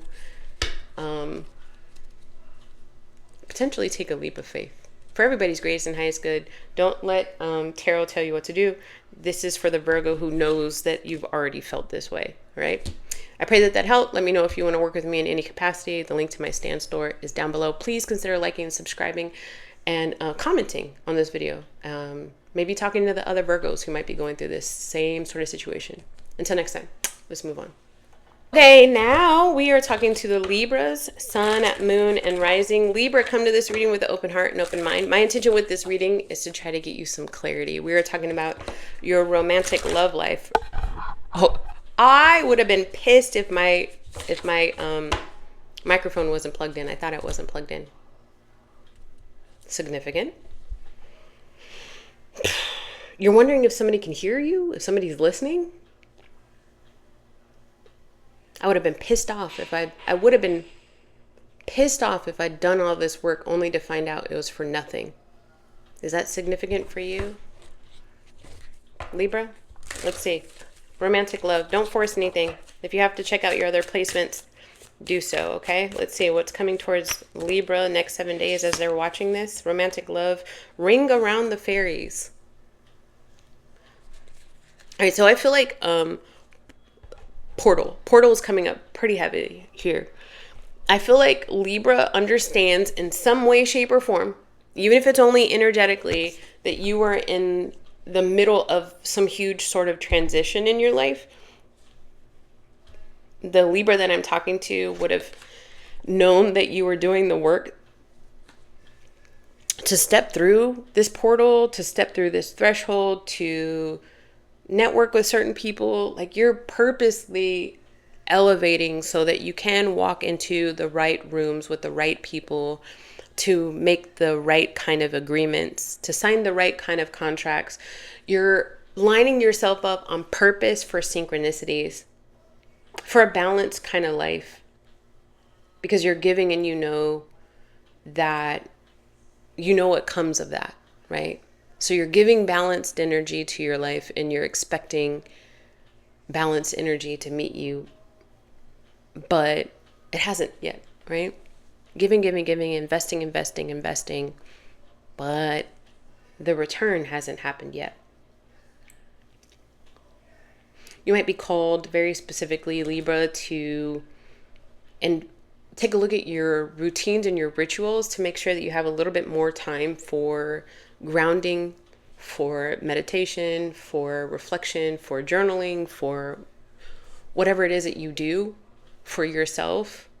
And if you've gotten out of that repetition, being called to get back into it again, it's very important for you as you're walking through this portal to have a grounded routine for you daily, even cleansing your energy. Yeah, I got woo. But you're talking to somebody who's very spiritual. So if you resonate with me, you'll resonate with that. All right. It's the reciprocity for you. Trying to keep up the faith, but it's the reciprocity for you not to get in your head You need more glimmers of evidence that all of the work that you're putting into elevating yourself is actually paying off, right? For the Libra. Romantic love life. What's coming on? What's coming towards the Libra next 7 days? The Star card, okay? That's good because that's being seen in your new light, seeing yourself in your new light. But it is saying, this is also a confirmation, like, yeah, like you're literally, whether you know it or not, every time you choose yourself, Libra, every time you choose intentionally healing yourself, you really are doing something for yourself. Like, so it's the idea of like the person who's trying to lose like 20 pounds. Like the first couple of weeks, you might not see anything budge, and then poof, as long as you stay consistent with it, then you start seeing the weight come off. But you might not see anything for the first couple of whatevers, right? For Libra, romantic love, 4 of Swords, recovering.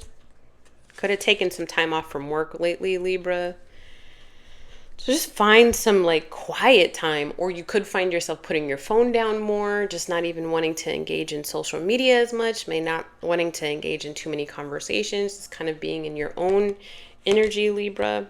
The 6 of Cups. And then the Knight of Cups.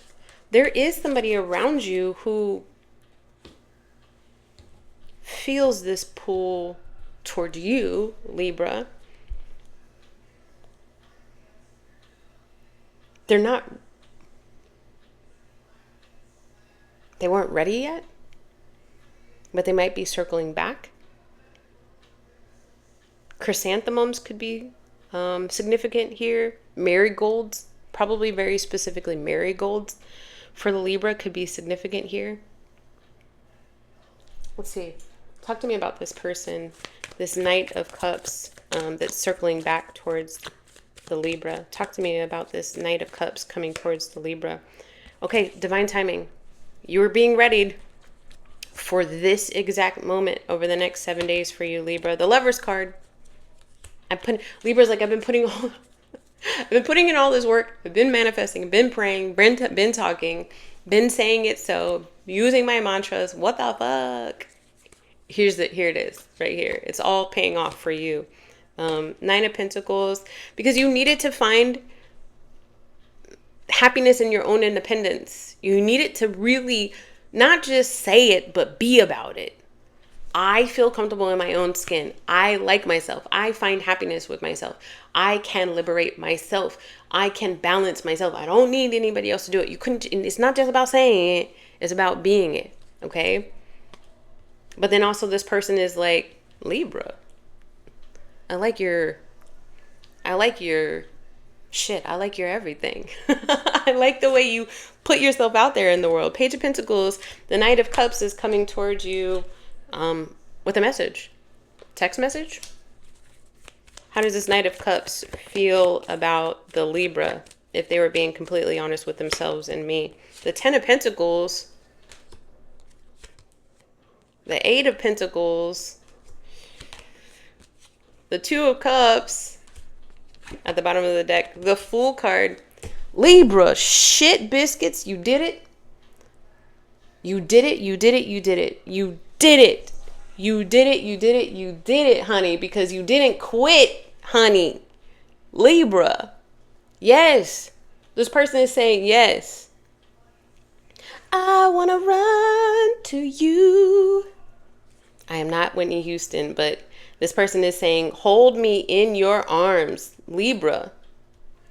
There could be this, they're coming in as a knight, so I'm getting this protector kind of energy. If we're talking about the movie that song was sung in with Whitney Houston, The Bodyguard, Kevin Costner. Yeah. It's a protector coming in. What is this intention of this Knight of Cups for the Libra? The 5 of Cups, to help you move on. They need you as much as you need them. They want you as much as you want them. Whoever this person is, I don't know if you know them yet or not. Let's see. How does a Libra feel about this Knight of Cups, if Libra was being completely honest with themselves and me. Queen of Swords. Well, yeah, they talking, but they're not showing me nothing. Or they're talking, but I don't feel like for you, Libra, it's like I'm picking up on this person seeing soulmate energy in you, and you're saying that's not what they're saying though. That's not the evidence I'm collecting. And trust me, I'm watching. Trust me, I'm watching. The Hierophant, the Six of Cups twice, two different decks. I'm getting a lot of soulmate action coming up. A lot of people connecting with soul. They're finally connecting with soulmates. The Five of Wands. Yeah, exactly. So for you, you're like, yeah, but they're not following through. And yeah, I'm seeing if that's the case, if that's the evidence that you're seeing, they are definitely hiding their feelings. They're circling back though.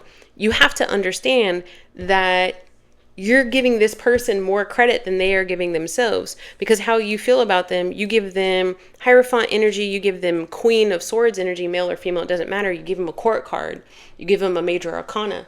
They are showing up as the Knight of Cups, so they may not feel as empowered as you feel like they could be. They may not feel as capable as you feel like they could be. Where does this go for the Libra and this person?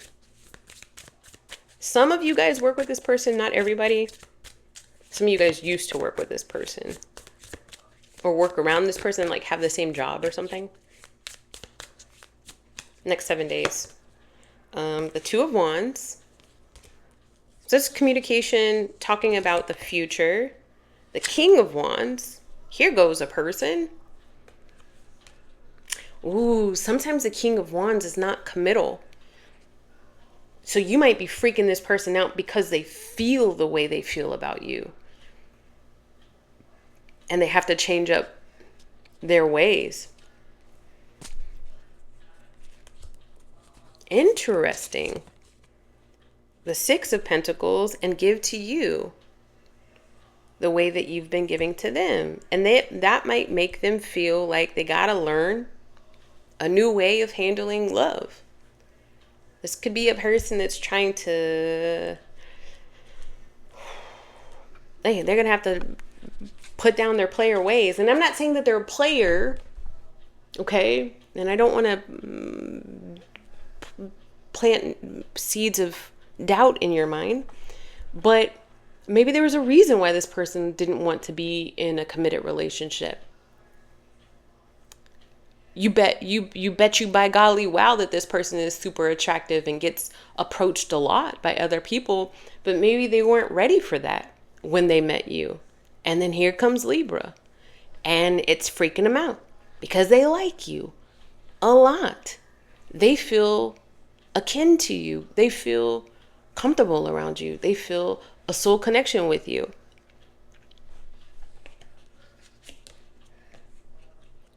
Remember I said the Empress energy earlier? Over the next 7 days, do not be surprised if you start getting a conversation with this person for the first time, or maybe the first time in a long time, about future planning.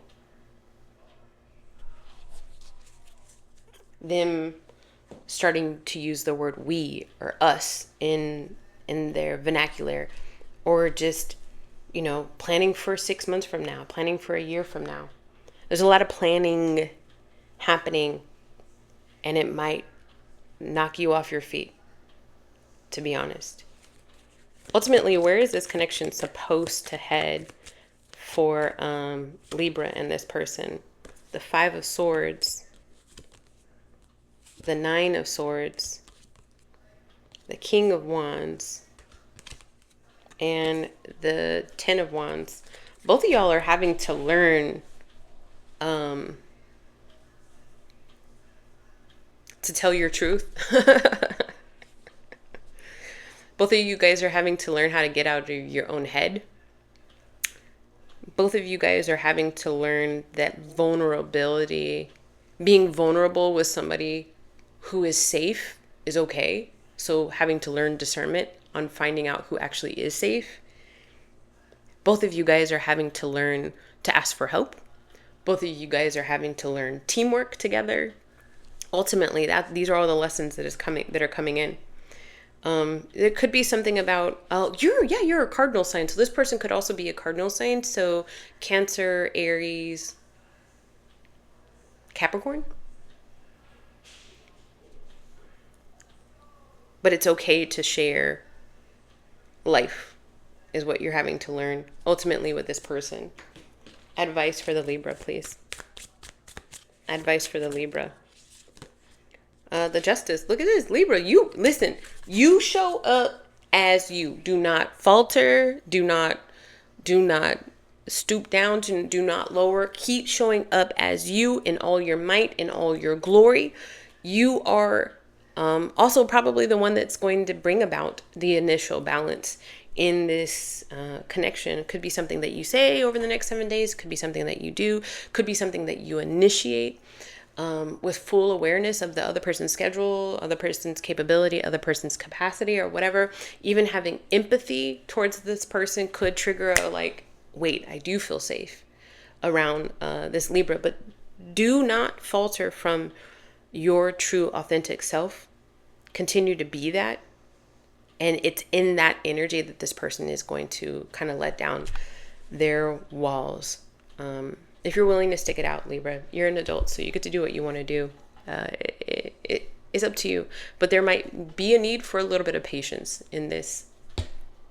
I pray that it helped. I pray that that gave you some clarity. Let me know in the comments down below. If you want to work with me in any capacity, all the information is down below. Consider liking and subscribing and turning on that bell notification button. It totally helps me out. A lot of people that watch this aren't even subscribed. I'm talking about thousands of people who watch this aren't even subscribed. So if you are somebody who really resonates with me, consider subscribing. Until next time, let's move on. Okay, now we are talking to the Scorpio, Sun, Moon, and Rising. Scorpio, come to this reading with an open heart and open mind.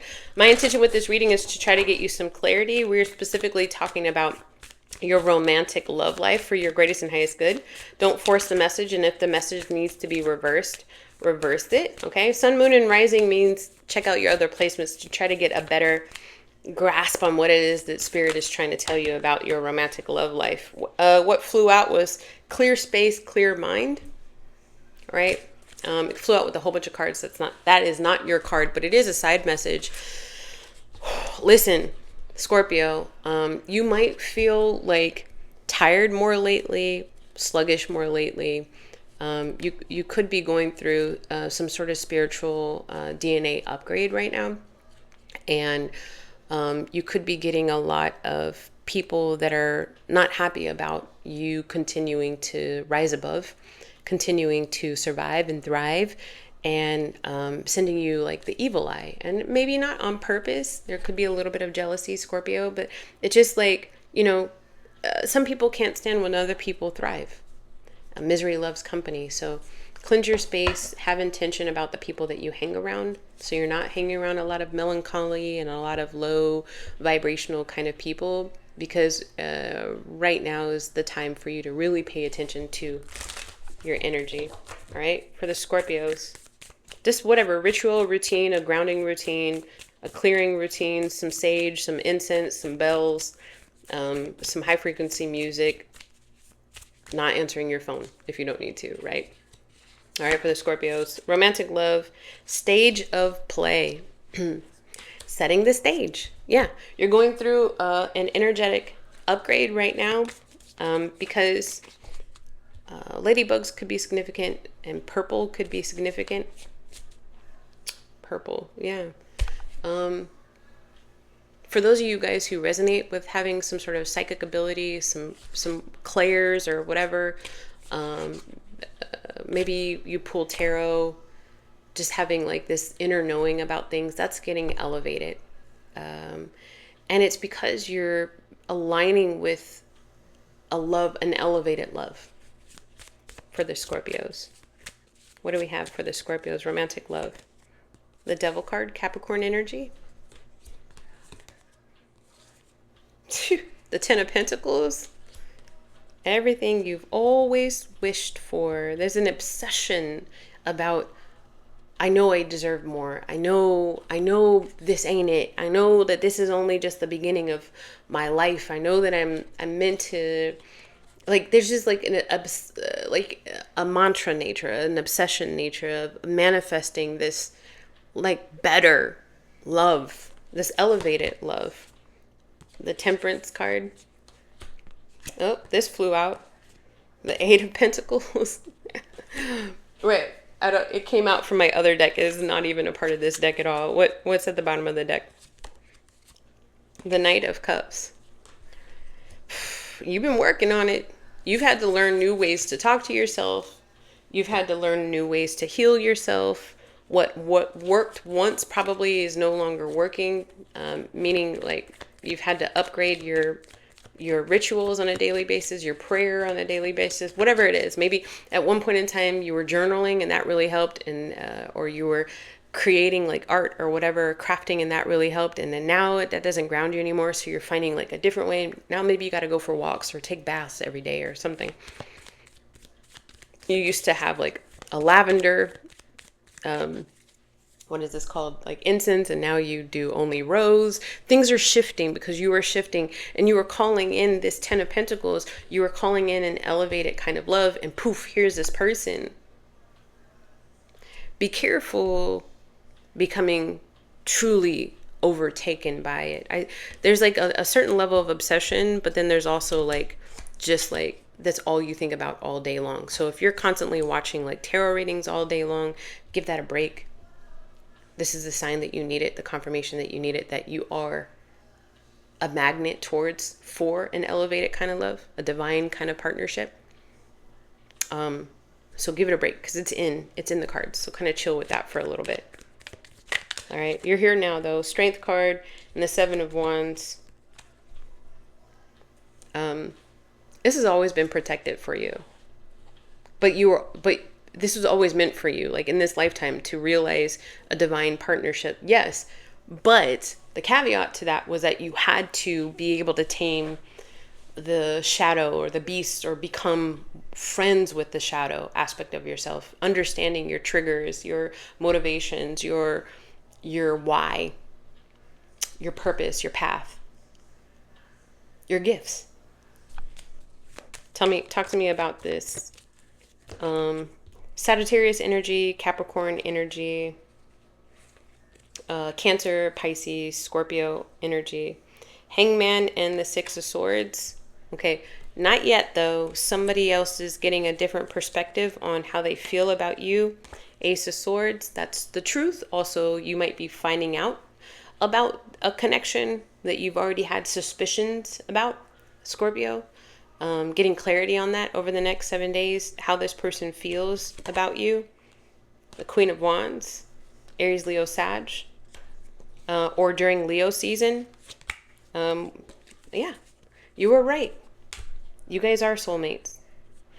Don't be delusional, guys. I'm talking to the people who already know, the people who've already done enough work on themselves to understand what divine partnership looks like. And like, yeah, I'm not talking to, you're gonna know if this is your message.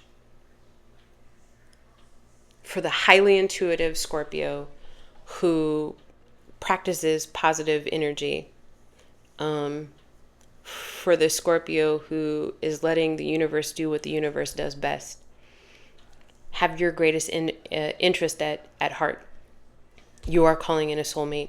And if you have a person in mind and you've already detached from the delusion, it is that person. Where is this connection going over the next 7 days? Where is this connection headed over the next 7 days? Truth, clarity, the Emperor, Ace of Wands. You got the Ace of Swords and the Ace of Wands. The Judgment. And then the Ten of Swords. Okay, so if you believe in, I think the definition of twin flame is kind of getting revised by the universe. I don't think it's any longer catalytic relationships. I think it's more like two souls that are meant to come together, that are meant to mirror each other throughout their entire waking lives until they finally come into union with each other. It used to be something different, but I feel like it's elevated now. So twin flame, soulmate, divine counterpart, higher level soul bond between you and this person. This person is waking up to that this week. Could be taking more actions towards you, could be calling you more, texting you more, emailing you more, showing up in your reality more, running into this person synchronistically. Whether they're doing it purposely or not, it's the universe orchestrating this behind our knowing, behind our awareness. This Ten of Swords, what is this Ten of Swords here for this other person's energy? The Four of Swords. Okay, yeah, so it's tale as old as time. They're having to recover from something. And that's the biggest reason why it's taking this person so long. So you could resonate as the divine feminine. This person could resonate as the divine masculine. But it's the biggest reason why this person is taken so long to come to the awareness, have the epiphany that you are their divine and elevated partner. Where's this going? Wait, let's see. How does this person feel about the Scorpio? If they were being completely honest with themselves and me. How does this person feel about the Scorpio? The Two of Swords. But in this particular depiction of the Two of Swords, the swords have been laid down. So they're still weighing, they're still weighing things. They're still thinking about things. They are definitely in their head. But the Two of Swords in the traditional Rider-Waite-Smith deck is like this. And in this particular deck, it's down, right? So this is the inability to even recognize that you are an option or to make a choice to choose you. And this is kind of like letting the defenses down. They're still there. They're still holding on to the swords, but it's like coming to terms with you could be who you are, who you already feel like you are for this person. Coming to terms with you being a soul partner. The moon is playing a big role in this. Here's the moon here in this card for this person. The moon here in this card for this person. At the top of the moon here in this card for this person's energy. So the moon is making, is really playing a big role here. So that's Cancer energy for me. But then it's also like, maybe you don't want this to get off the ground before Mercury, while Mercury is in retrograde in the sign of Cancer. So wait until at least the 24th of July. Capricorn energy. Is that Capricorn? Or is that Aquarius? Maybe that's significant here. But wait until at least around the 24th of July to see, be patient, to see some growth coming from this connection between you and this person. And then the full moon is the 29th in Aquarius. I said Aquarius earlier.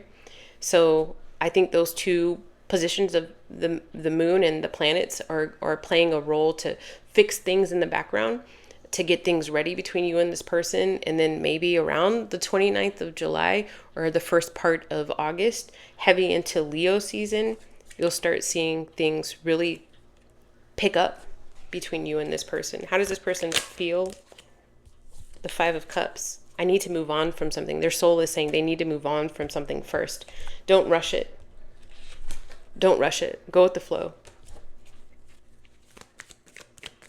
After this, what is the biggest draw that this person is going to have towards the Scorpio after this Five of Cups? What's the biggest draw? The Tower moment.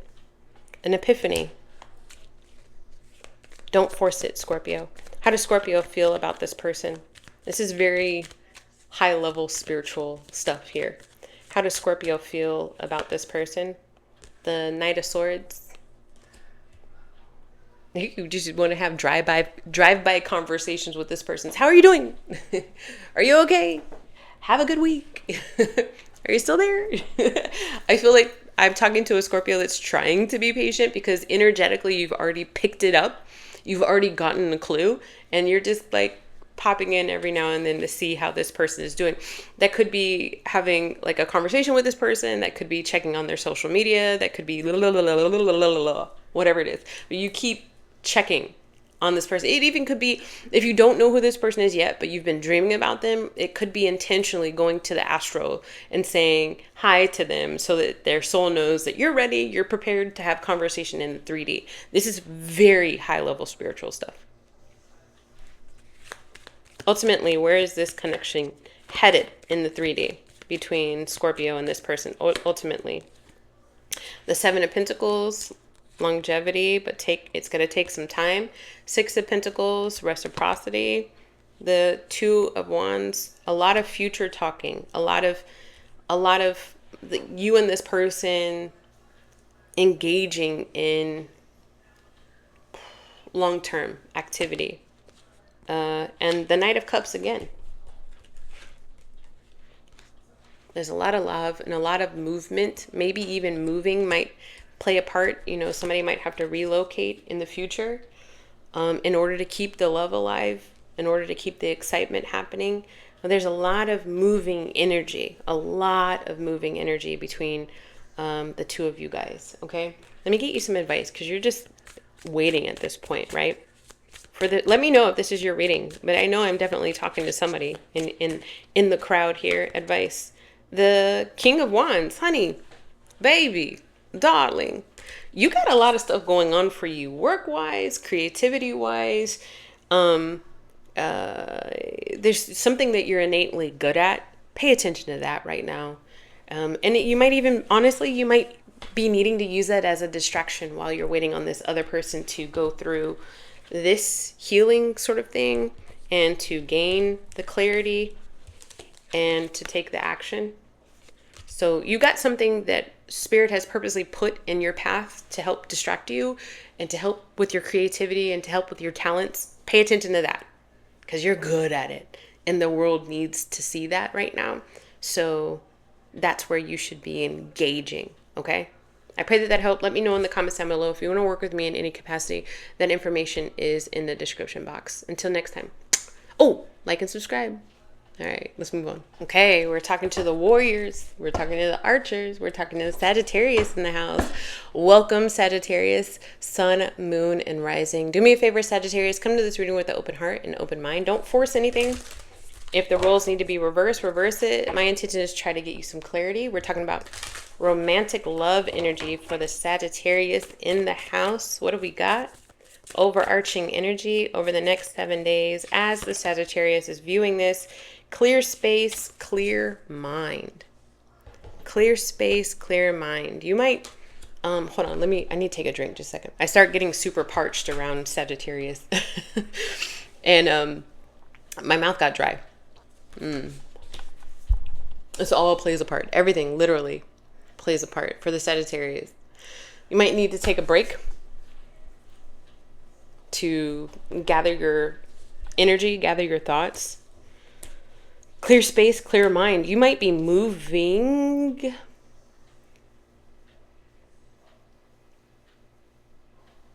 or traveling. Got a new job. There's something new in your energy, and it's meant to give you a refreshed outlook.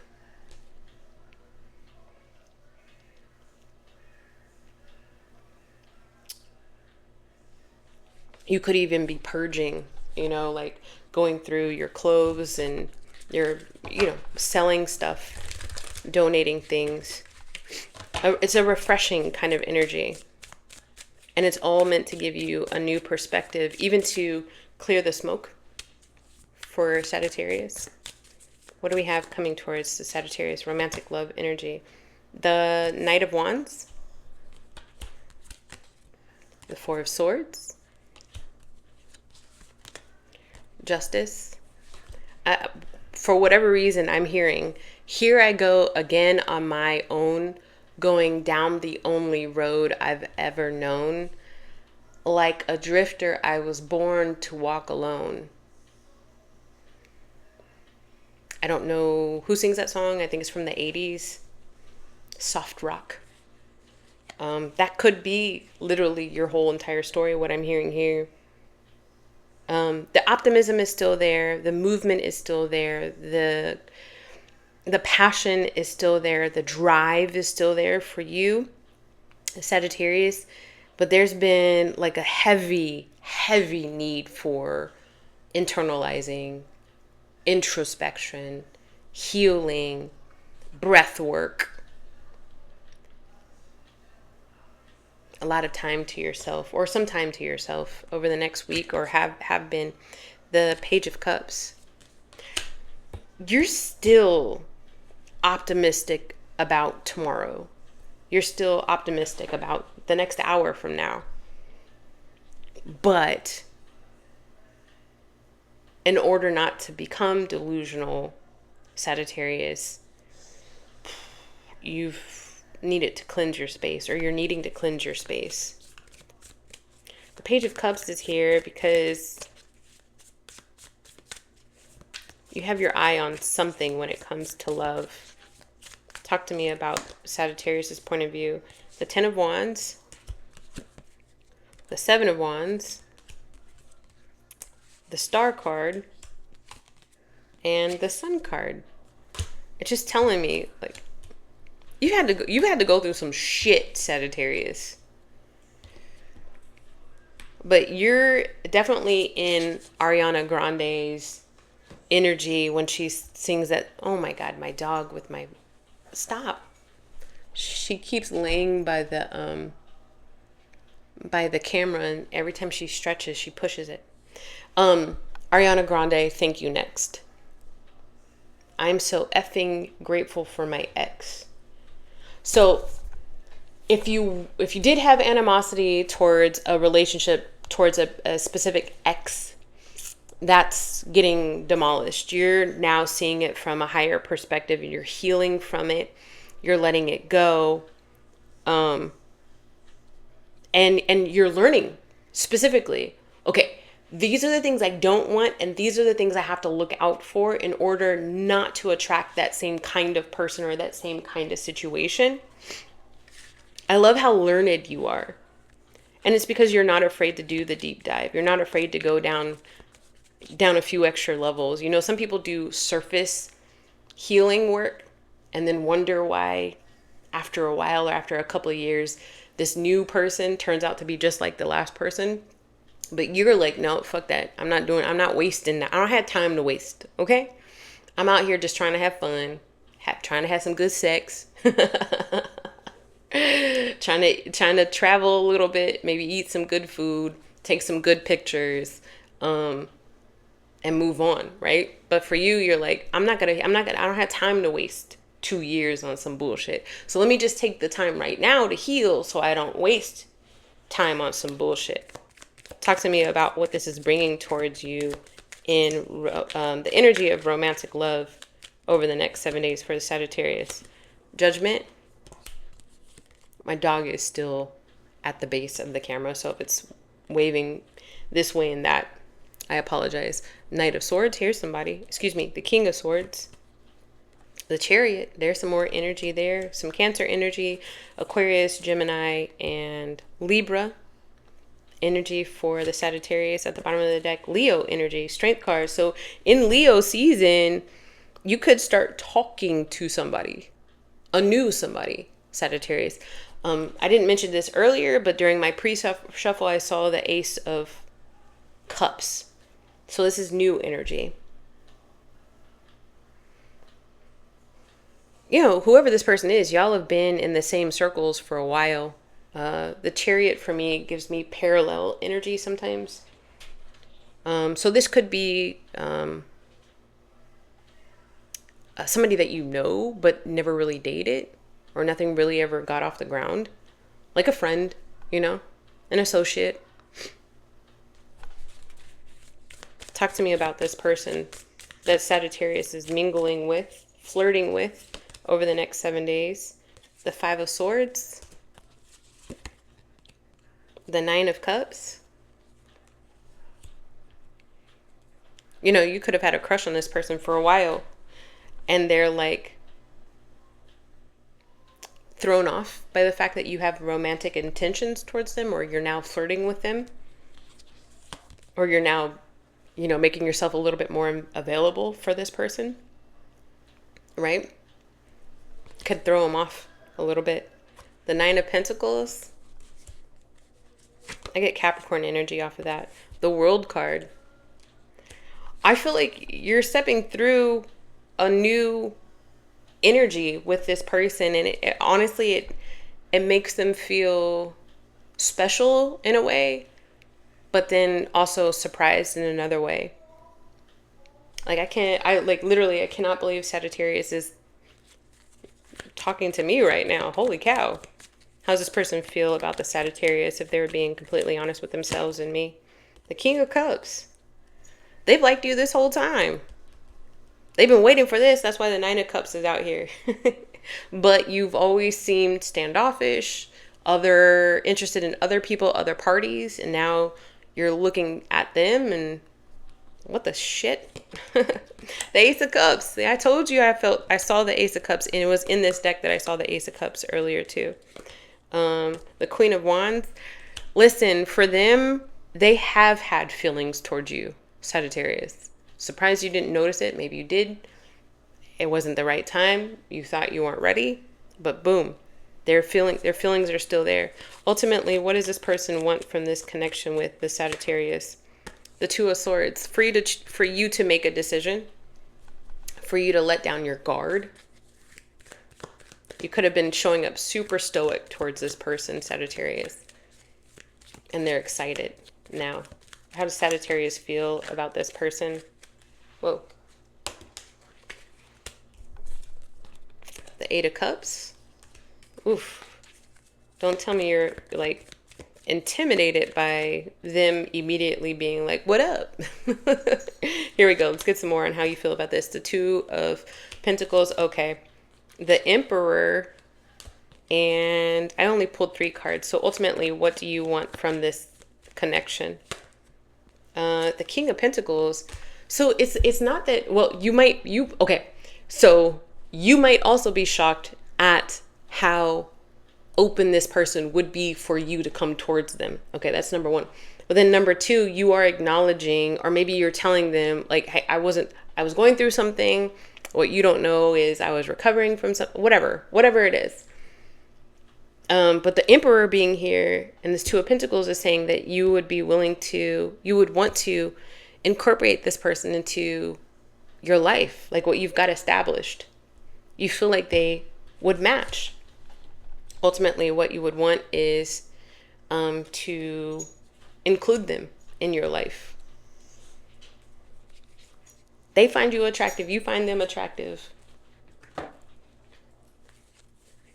Maybe that's let's see how else we're compatible. Maybe that's a date. A first date happening for you over the next 7 days for the Sagittarius.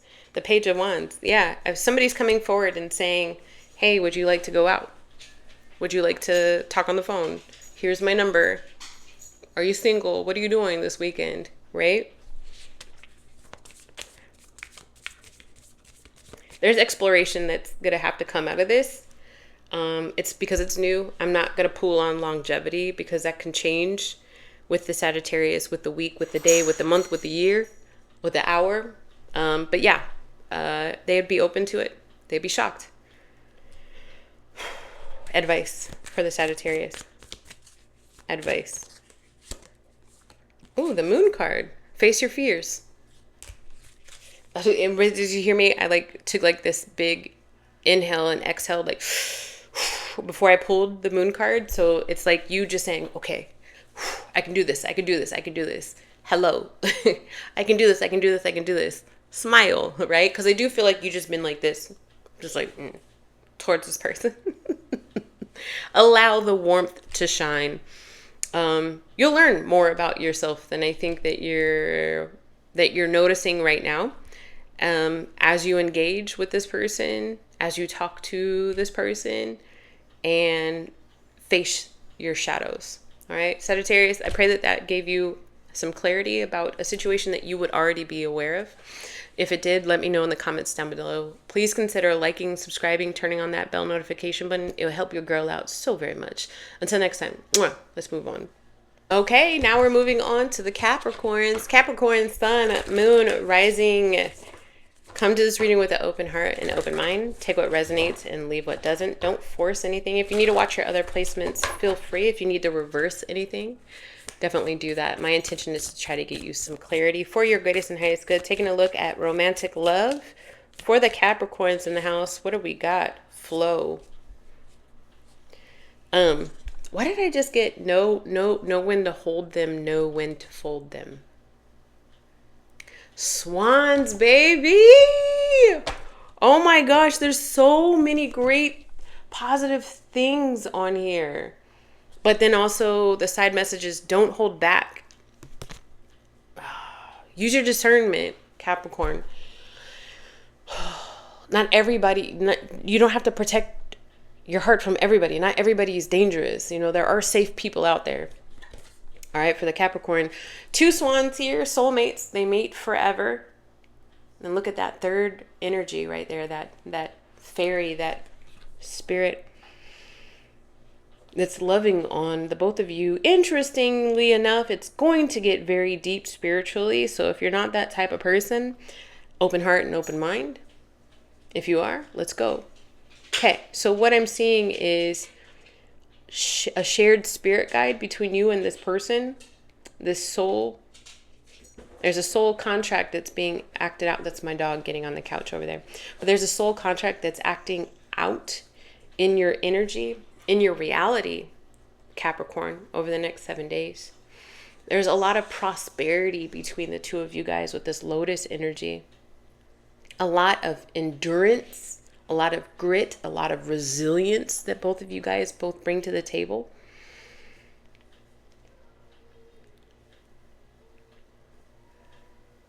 There's a lot more that needs to be realized.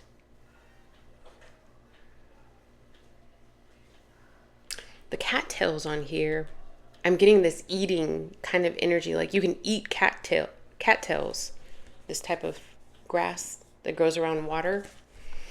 Cancer, Pisces, Scorpio could be significant here as well. Transformation, transformative energy, healing energy, motherly energy, parental energy, and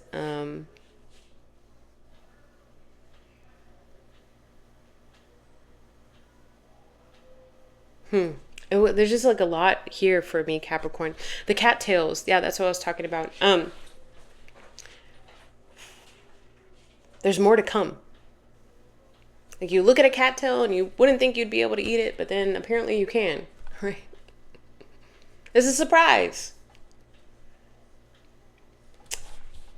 There's a lot of untapped potential here.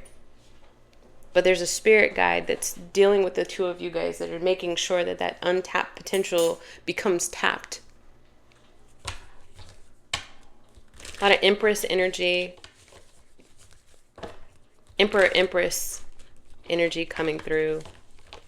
King of Cups, Queen of Cups energy coming through. King of Pentacles. Queen of Pentacles energy coming through. A lot of Pentacle energy as well. Okay. All right. For the Capricorn, which you probably like, right? It's grounded in water with all the Lotus references. Here we go. And my daughter is singing in the background, so I don't know if singing is significant here, if music is significant here. The 8 of Swords. I don't know if you fully see it yet, right? It hasn't fully manifested to you, but it will. Ace of Pentacles, you and this person coming together. The 6 of Wands. And then at the bottom of the deck, the 7 of Pentacles. Patience, patience, high. That's love. Kirk Franklin. God's property. Gospel song. Patience, patience, high. That's love. Patience for yourself. Patience for your physical body, your light body, your spiritual body. This is so spiritual. Holy cowabunga. This connection is on another level spiritual. I've been getting it for the last couple of readings. Libra, Scorpio, Capricorn. Readings have been highly spiritual. Golly, your soul and this person's soul or this particular soul protector spirit guide, angel, whatever, has been just waiting and waiting for you to elevate enough, to get out of your own way enough to where y'all can walk through this portal together. Ace of Pentacles. What's going on? Talk to me. What's going on between Capricorn and this other soul? The Magician.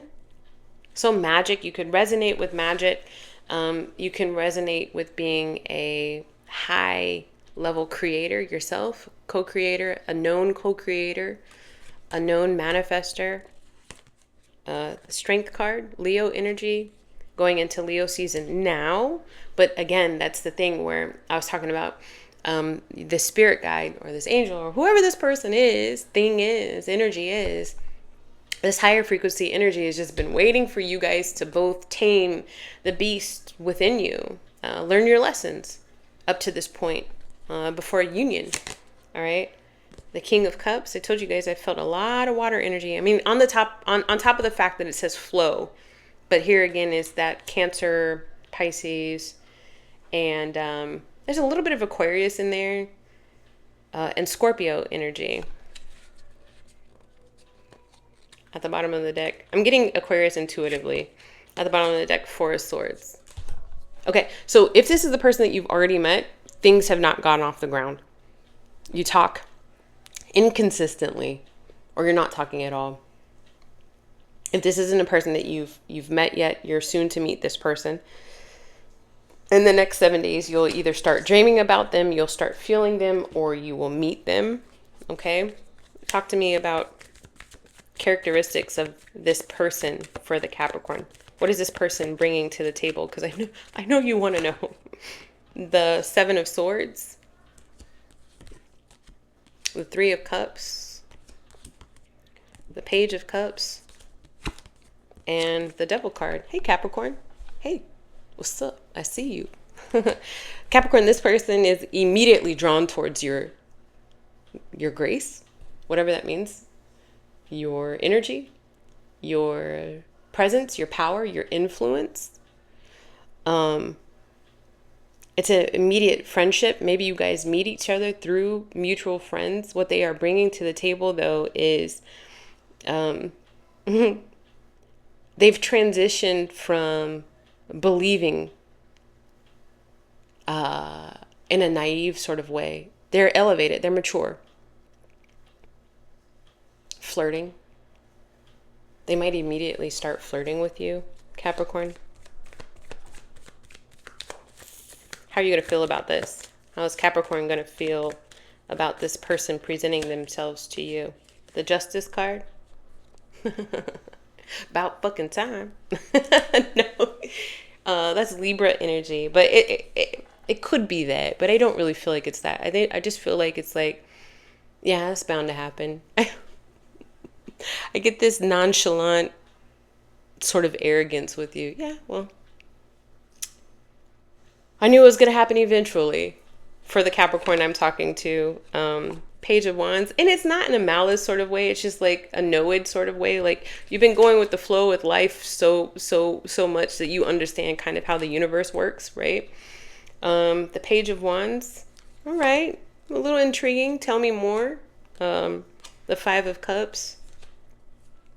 How many cards did I get? 4. The Hangman. When this person comes in, they feel immediately drawn towards you, Capricorn, and you know that you can have this magnetism about you, but you're also very cautious as well. So you might see this person coming a mile away, and you're like, that's far enough. You almost immediately set boundaries with this person, right? Because you're not going to be taken for a fool again. Capricorn, the Capricorn that I'm talking about.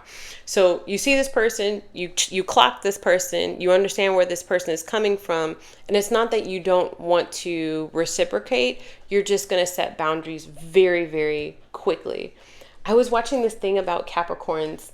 When Capricorns like you, or they want to get to know you, or are feeling you in some sort of way, y'all tend to handle relationship like how you handle like work. So I feel like you immediately switch into that, I'm going to take leadership over this, and this is how we're going to handle this flirting shit. Okay? Again, not that you're not, because they excite you, they intrigue you, but you want to lay the ground rules from the very beginning so that there's no misunderstandings. How does this play out over the next 7 days for the Capricorn and this person, please? The Chariot. And for me, all day when I see the Chariot, it's like you're running parallel, right? This person's not leaving your side over the next 7 days. And I'm not saying that they've clung on to you, but they do like you. And so they're just going to be like, hey, Capricorn, from whatever distance you're putting them. The Three of Swords, the Seven of Pentacles, and then at the bottom of the deck, the Ace of Swords. You might be coming off very, I was going to say stoic, but you might be coming off a little cold to this person. And that's the energy that you've built around you to protect yourself. I don't know if this person is taking it the wrong way with this Three of Swords here. Let's see. Talk to me about how this person is perceiving Capricorn's energy towards them, please. The Seven of Wands, protective. Yeah. Kind of hurting. You could be dealing with somebody who is sensitive. Ultimately, what does Capricorn want from this connection, please? Justice. You got it twice. Justice and justice. You want to be treated fairly. You want honesty. The golden rule. And you're just not going to be played for a fool again. You need to see if this person is balanced. I almost feel like you testing this person in a way. And again, I don't know if you're doing it purposely. I doubt you are. That's just the way that you're approaching this particular connection. It's almost like you're giving out a scenario and seeing how they respond. Just really wanting to make sure that the person that they are presenting is who they actually are over the next 7 days. But it does kind of get this person second guessing a little bit, just so you know. I'm not here to tell you what to do. I'm just letting you know, okay? Tell me more about how this plays out for the Capricorn next 7 days. Ace of Swords. Get the Ace of Swords twice. So there's opportunity to communicate with this person a lot. Three of Swords came out twice. The Wheel of Fortune, and then at the bottom of the deck, the Death card. Wow, I feel like you say something over the next 7 days that kind of gets this person to back off, to be honest with you. It's interesting how you guys show up as like a heavy soul connection. So why is this showing up as a heavy soul connection with these two swans? Talk to me about what's going on at a soul level between Capricorn and this person. The High Priestess. Well, there is a soul level connection here, but it's not being revealed yet. The Five of Pentacles. The Tower. It's a test. The Moon card. Y'all's reaction is being tested right now. It's so weird. I know some people don't like to look at like the universe testing, but you putting out a scenario and seeing how this person responds just to make sure that this person is truly who they are is a test for this person to see how they would respond to you maybe pulling back, to you not being open, to you not choosing them. Maybe, because if this person is an overgiver, it's trying to see, the universe is trying to see if they've learned to not be an overgiver anymore, if they've learned their own boundaries, if they've learned their own worth. And for you, I don't know. I feel like you're taking the lead on this over the next 7 days. What is it that Capricorn is supposed to be getting? But y'all are both supposed to be learning something. The Death card. The Death card and the Death card. Leads to what? The King of Pentacles. You might, okay, this sounds kind of fucked up, to be honest with you, but you might, not on purpose, but you might like hurt this person's feelings. And that's a test for them to see to learn their worth and to set their own boundaries, to kind of like, it's almost like a game of fucking chess, bro. So you put out a boundary, and where this person would normally falter or waver or try to love even harder, they're meant to put up a boundary and show like this justice, show you their full strength. That they're no longer here to waver or falter, that they are 10 toes down for what they believe in their love life and in their life, and they know their worth. And then that is supposed to get you to be like, I don't need to be this way. I don't need to treat love like a work contract. I'm allowed to be human, and I'm allowed to have and be around a person who is also human. I'm allowed to have perfect imperfections, and I'm allowed to be around somebody that has perfect imperfections. All your perfect imperfections. I give my all to you. I don't know, what is that guy's name that sings that song? I don't know if you heard me. I was kind of singing it underneath my breath. All your curves and all your edges. I'm going to keep singing it until I figure out who sings that song. And I know whoever knows who sings that song is freaking the F out, because you're probably in the comments down below saying, it's John Legend, it's John Legend. It's John Legend. You're learning that love doesn't have to be perfect, and love doesn't need to be like contractual. Like, it can be a human experience. That's your takeaway with this. Over the next 7 days, you test the waters. It hurts this person's feelings, but it also kind of shows them their own strength, and by proxy, it shows you yours. Discernment is needed to be used here. Like, just because this person is showing up with a heavy spiritual contract doesn't mean that you guys are meant to be together. You're meant to teach each other something right here, right now. Wheel of Fortune. In the next 7 days, in the next couple of weeks, you guys are learning about yourself through your interaction with each other. Very heavy catalytic. Advice for the Capricorn. The Ten of Pentacles. Well, shit. I don't know. Yeah. You might end up with this person, or you might learn. Humans are humans. And you might go find another human that gives you exactly what you need. I don't know. We're going to have to do another reading for you guys. But I'll tell you what. If this is resonating with you, if you already know it's resonating with you, let me know in the comments down below. Consider liking and subscribing and turning on that bell notification button. It helps your girl grow, my dear. And I would love growth in my life, just like you would in yours, okay? Until next time, let's move on.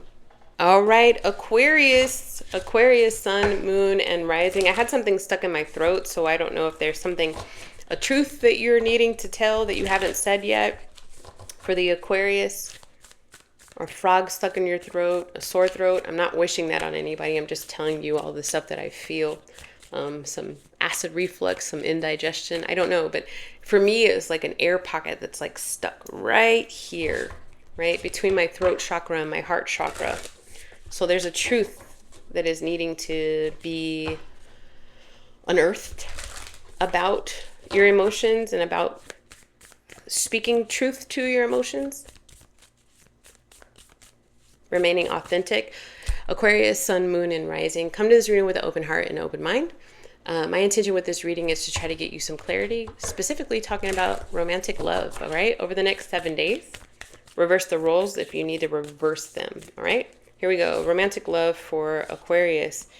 Dancing in the light. See, eight of wands. 8 of wands. I know this card, right? There's 8. 1, 2, 3, 4, 5, 6, 7, 8. 8 of Wands. Communication, quick and swift.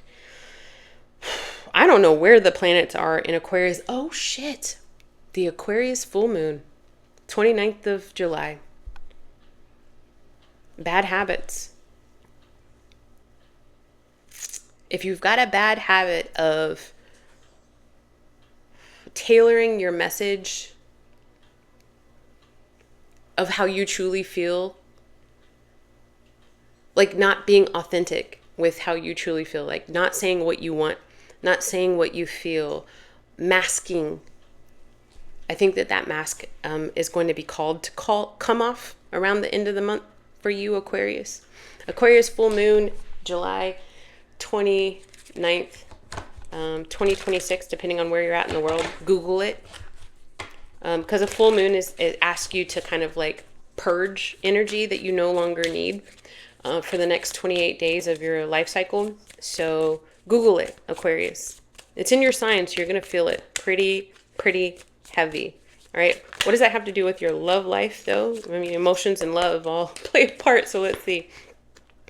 The 9 of Swords, anxiety, staying up at night, thinking a lot. 10 of Cups, about your relationship, about your marriage for the Aquarius. The 8 of Swords, not knowing how to fix it, not knowing which way is up, not knowing if there even is a solution for you, Aquarius.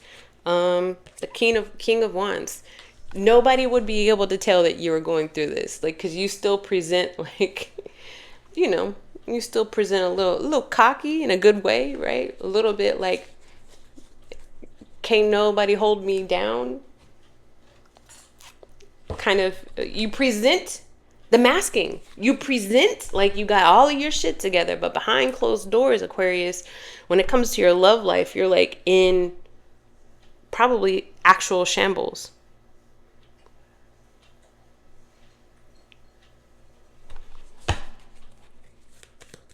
Is there a hole in somebody's wall? I pray not. But I'm seeing there's a hole in this person's wall. Like a hole in the wall right here. A hole in the wall. That can mean certain things. Like in America, if you're going to like a restaurant that's like a really tiny restaurant, it doesn't look for anything. It doesn't look like anything, but the food is really good. They call it like a hole in the wall. But then I'm also seeing like a physical hole in the wall. So I pray everybody's safe.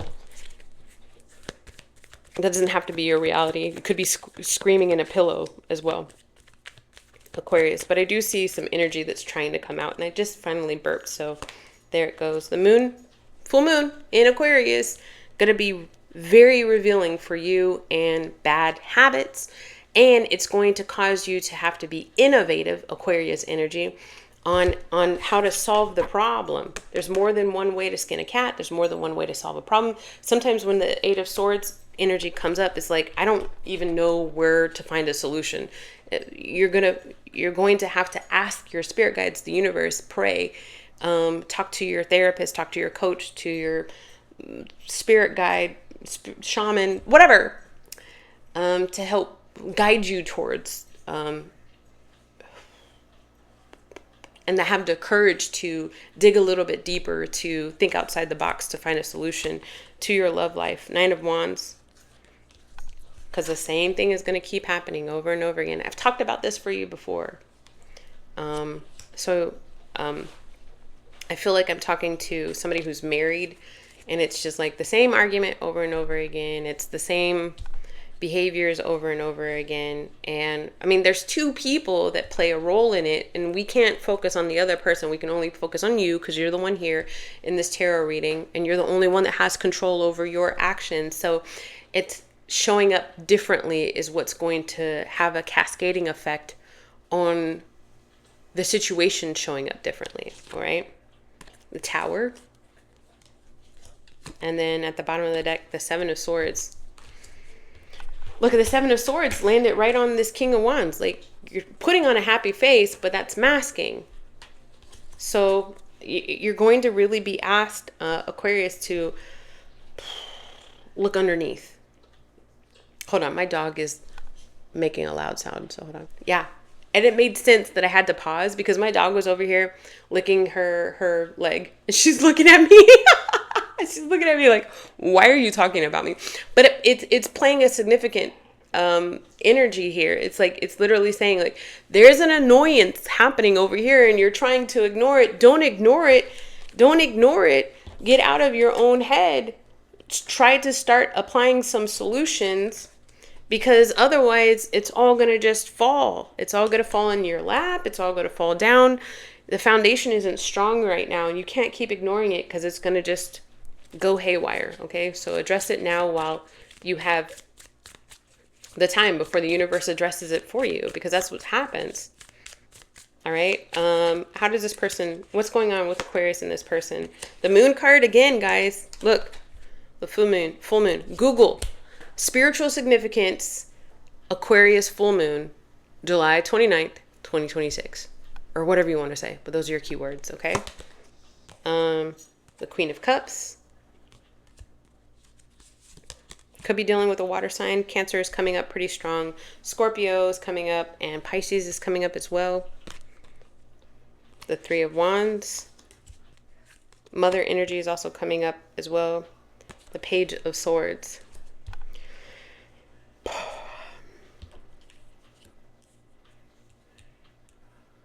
There's a huge rift. I feel like it's between you and the mother of your child, you and the father of your child.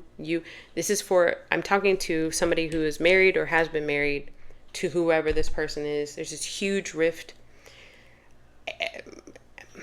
And Page of Swords is somebody that's watching somebody else's social media, somebody that's constantly calling somebody to see if they're blocked.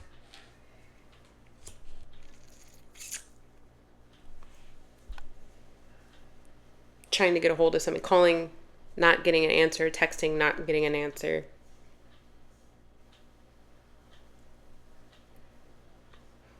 This full moon is really trying to show you the repetition of this, Aquarius.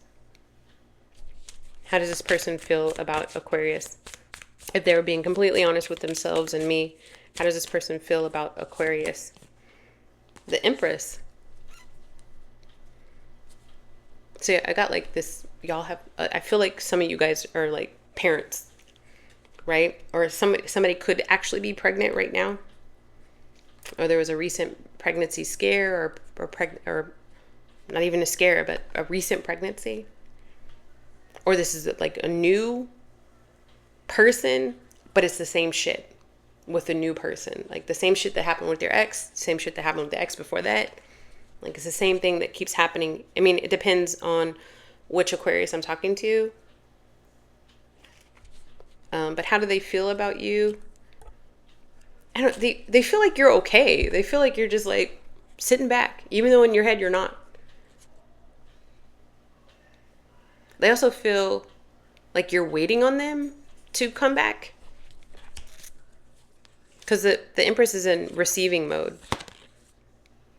A Seven of Swords, deceptive.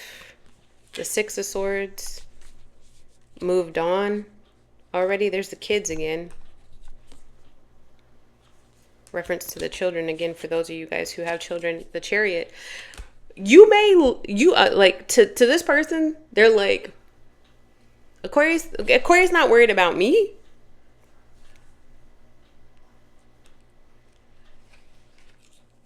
Aquarius is not worried about me. They do know that you have a tendency to mask, though. The Seven of Swords is deception, deceit. How does Aquarius feel about this person if they were being completely honest with themselves and me? The Tower. You get the Tower twice. A huge upheaval in y'all's foundation. A huge upheaval. Somebody left. Five of Pentacles. Somebody left. Or somebody is thinking about leaving. The Magician, no, come back. And then at the bottom of the deck, the King of Cups. The King of Cups sometimes is Aquarius energy for me. But then it's also moon energy from the Cancer, Pisces, and Scorpio energy. And it's also dad energy. Guys, I just keep getting the same messages over and over again. Come back. Come back. Male or female, it doesn't matter. It doesn't matter, guys. You'll know if this is your story or not. Even if you're a cross watcher, even if the roles need to be reversed, you're gonna know if this is your story or not. There's one person in this energy who pretends like everything is okay, and they do a damn fucking good job. A really good job. Behind closed doors, everything is not okay. There's another person who loves the other person, feels for the other person, for sure, definitely. But they've given them a lot. They've given a lot. They've gone along with it.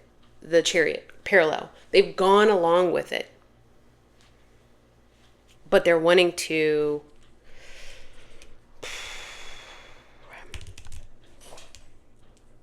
I don't know if this person is wanting to separate. Let me get this Six of Swords for Aquarius's person. The Ace of Pentacles. They are looking for a new opportunity. They've gone along. Could have a lot of Libra in their chart. Just trying not to fight, just don't want to. I don't want to ruffle anybody's feathers. But the Tower is here twice. So whomever, it doesn't matter which side you're on. Either way, both people see that there's a dismantling of the foundation because the foundation wasn't built on a strong and healthy basis. Over the next 7 days, what's happening between Aquarius and their person over the next 7 days, please? Six of Swords. Six of Swords twice, guys. Moving on, moving out, packing your bags, leaving, calling a lawyer, Knight of Wands. Like actually taking action. Maybe a person could have been saying, that's it, I'm done, I'm leaving. This isn't healthy. We always do it's the same thing over and over again. But they don't actually leave. The Knight of Wands is action, is moving, is taking action, is doing the thing that they said that they were going to do, right? Here goes Knight of Cups. That doesn't mean that they don't love you. That just means that it's not healthy here. Over the next 7 days, the Three of Cups. I felt like there was a recent reconciliation, you slept with each other again, a recent dinner date, cup of coffee or something in hopes to get things back. But I keep talking about this over and over again to the Aquarius. If you keep ignoring the underlying reason why the foundation was never built on a healthy way in the first place, it's going to keep falling down. It's going to keep falling down. If you're building a sandcastle on the water, close to the water, when the tide comes back in, the sandcastle is going to fall down. It's going to keep happening until y'all both make the plan to move on more solid ground, away from emotional turmoil. And it's not turning off your emotions. It's acknowledging the things that trigger you, the things that you fear, your values, your goals, authenticity, self-accountability, self-awareness, all of this, conversation, communication, active listening, active sharing. But both people have to feel safe to do that. Both people have to want to do that. And with the absence of that, it's going to be one tower after another. Advice for the Aquarius in this energy. Advice for the Aquarius, please. Advice for the Aquarius. The Lovers choose love, but that doesn't mean, remember, some of you guys are going to be like, yep, I got the Lovers card. That means that this person's coming back, or I'm meant to be with this person. Hold up. Okay? Back in like the 1500s and shit, when tarot first came out, it was not called the Lovers card. It was called the Choice card. And it was called and the whole idea behind it was to choose love. The masculine figure is looking directly at the feminine figure in this card. And the feminine figure is looking at the angel. So it's like checking in with everything. Do I really align with you? If I choose you, am I choosing what source wants from me? If I choose you, am I choosing what my soul wants for me? If I choose you, am I choosing what the universe wants for me? Are we universally compatible? Are we a divine partnership? Do we really see eye to eye? Do we have the same goals? Is this healthy?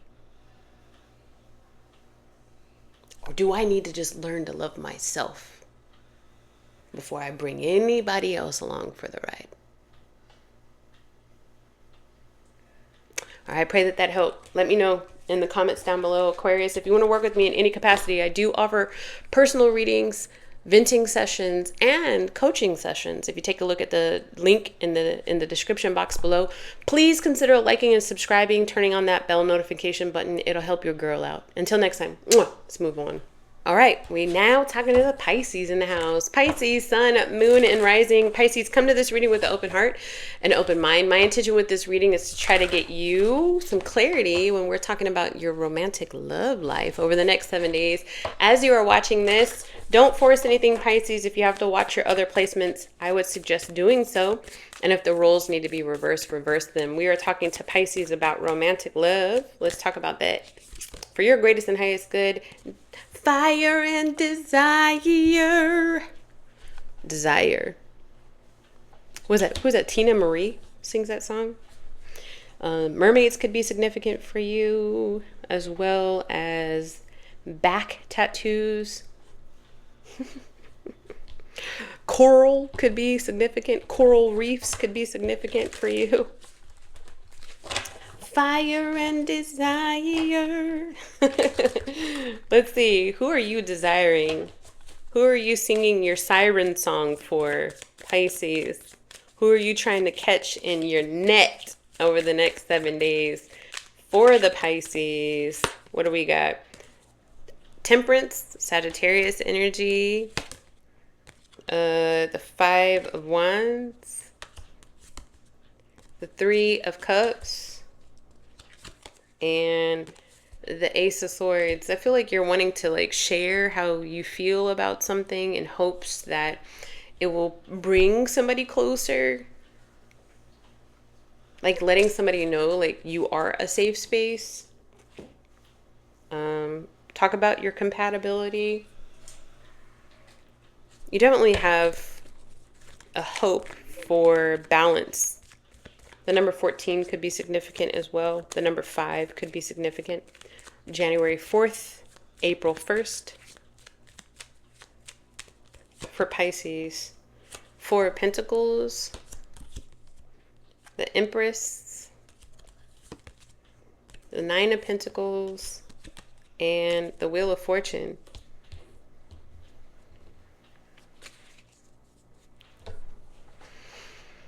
I don't know, pretty heavy on this Sagittarius energy. I don't know if somebody's traveling right now and you can't see them, Pisces. Let me know if that's immediately a confirmation.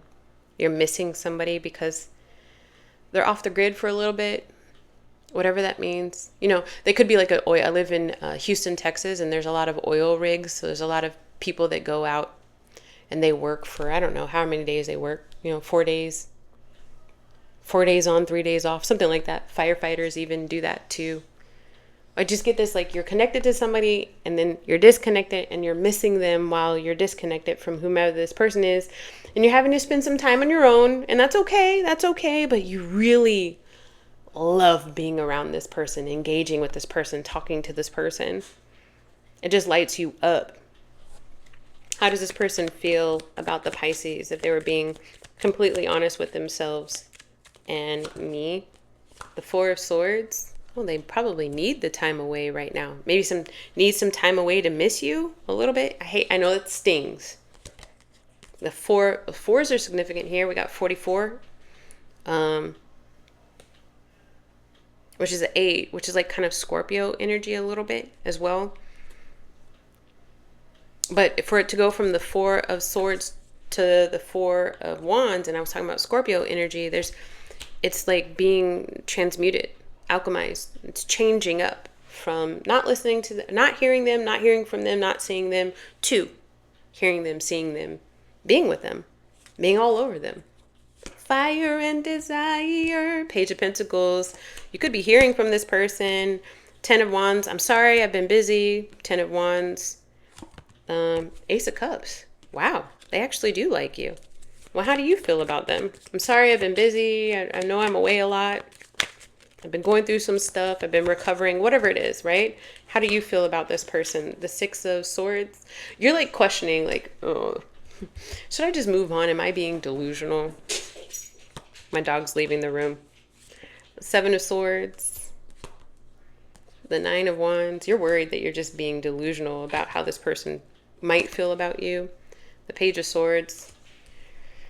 That's the energy you've gathered thus far, is like, okay, let me just make sure I'm not putting my heart in front. Like, maybe I need to chill with it. Maybe I do give them their space, is what I feel like you're thinking. Ultimately, what does this person want from this connection with Pisces? Ace of Pentacles. Ace of Pentacles, and this person sees a lot of potential for emotional growth, for stability with you. But see, your thing is that they haven't really been showing me that. So like, at this point, I feel like I'm talking to a wall. Ultimately, what do you want from this connection? I know you want the 3 of Cups, the 10 of Wands. Excuse me, the two of Wands. Future planning. The 10 of Wands. Is that too much to ask? Is it too much to ask for me to connect with somebody that also chooses me? Is it too much to ask for me to have a love situation where it is requited? Because I feel like I'm talking to a Pisces who's had one unrequited love connection after another, where you weren't chosen, where you weren't seen. And then it kind of makes you kind of second guess, like, is my chooser wrong?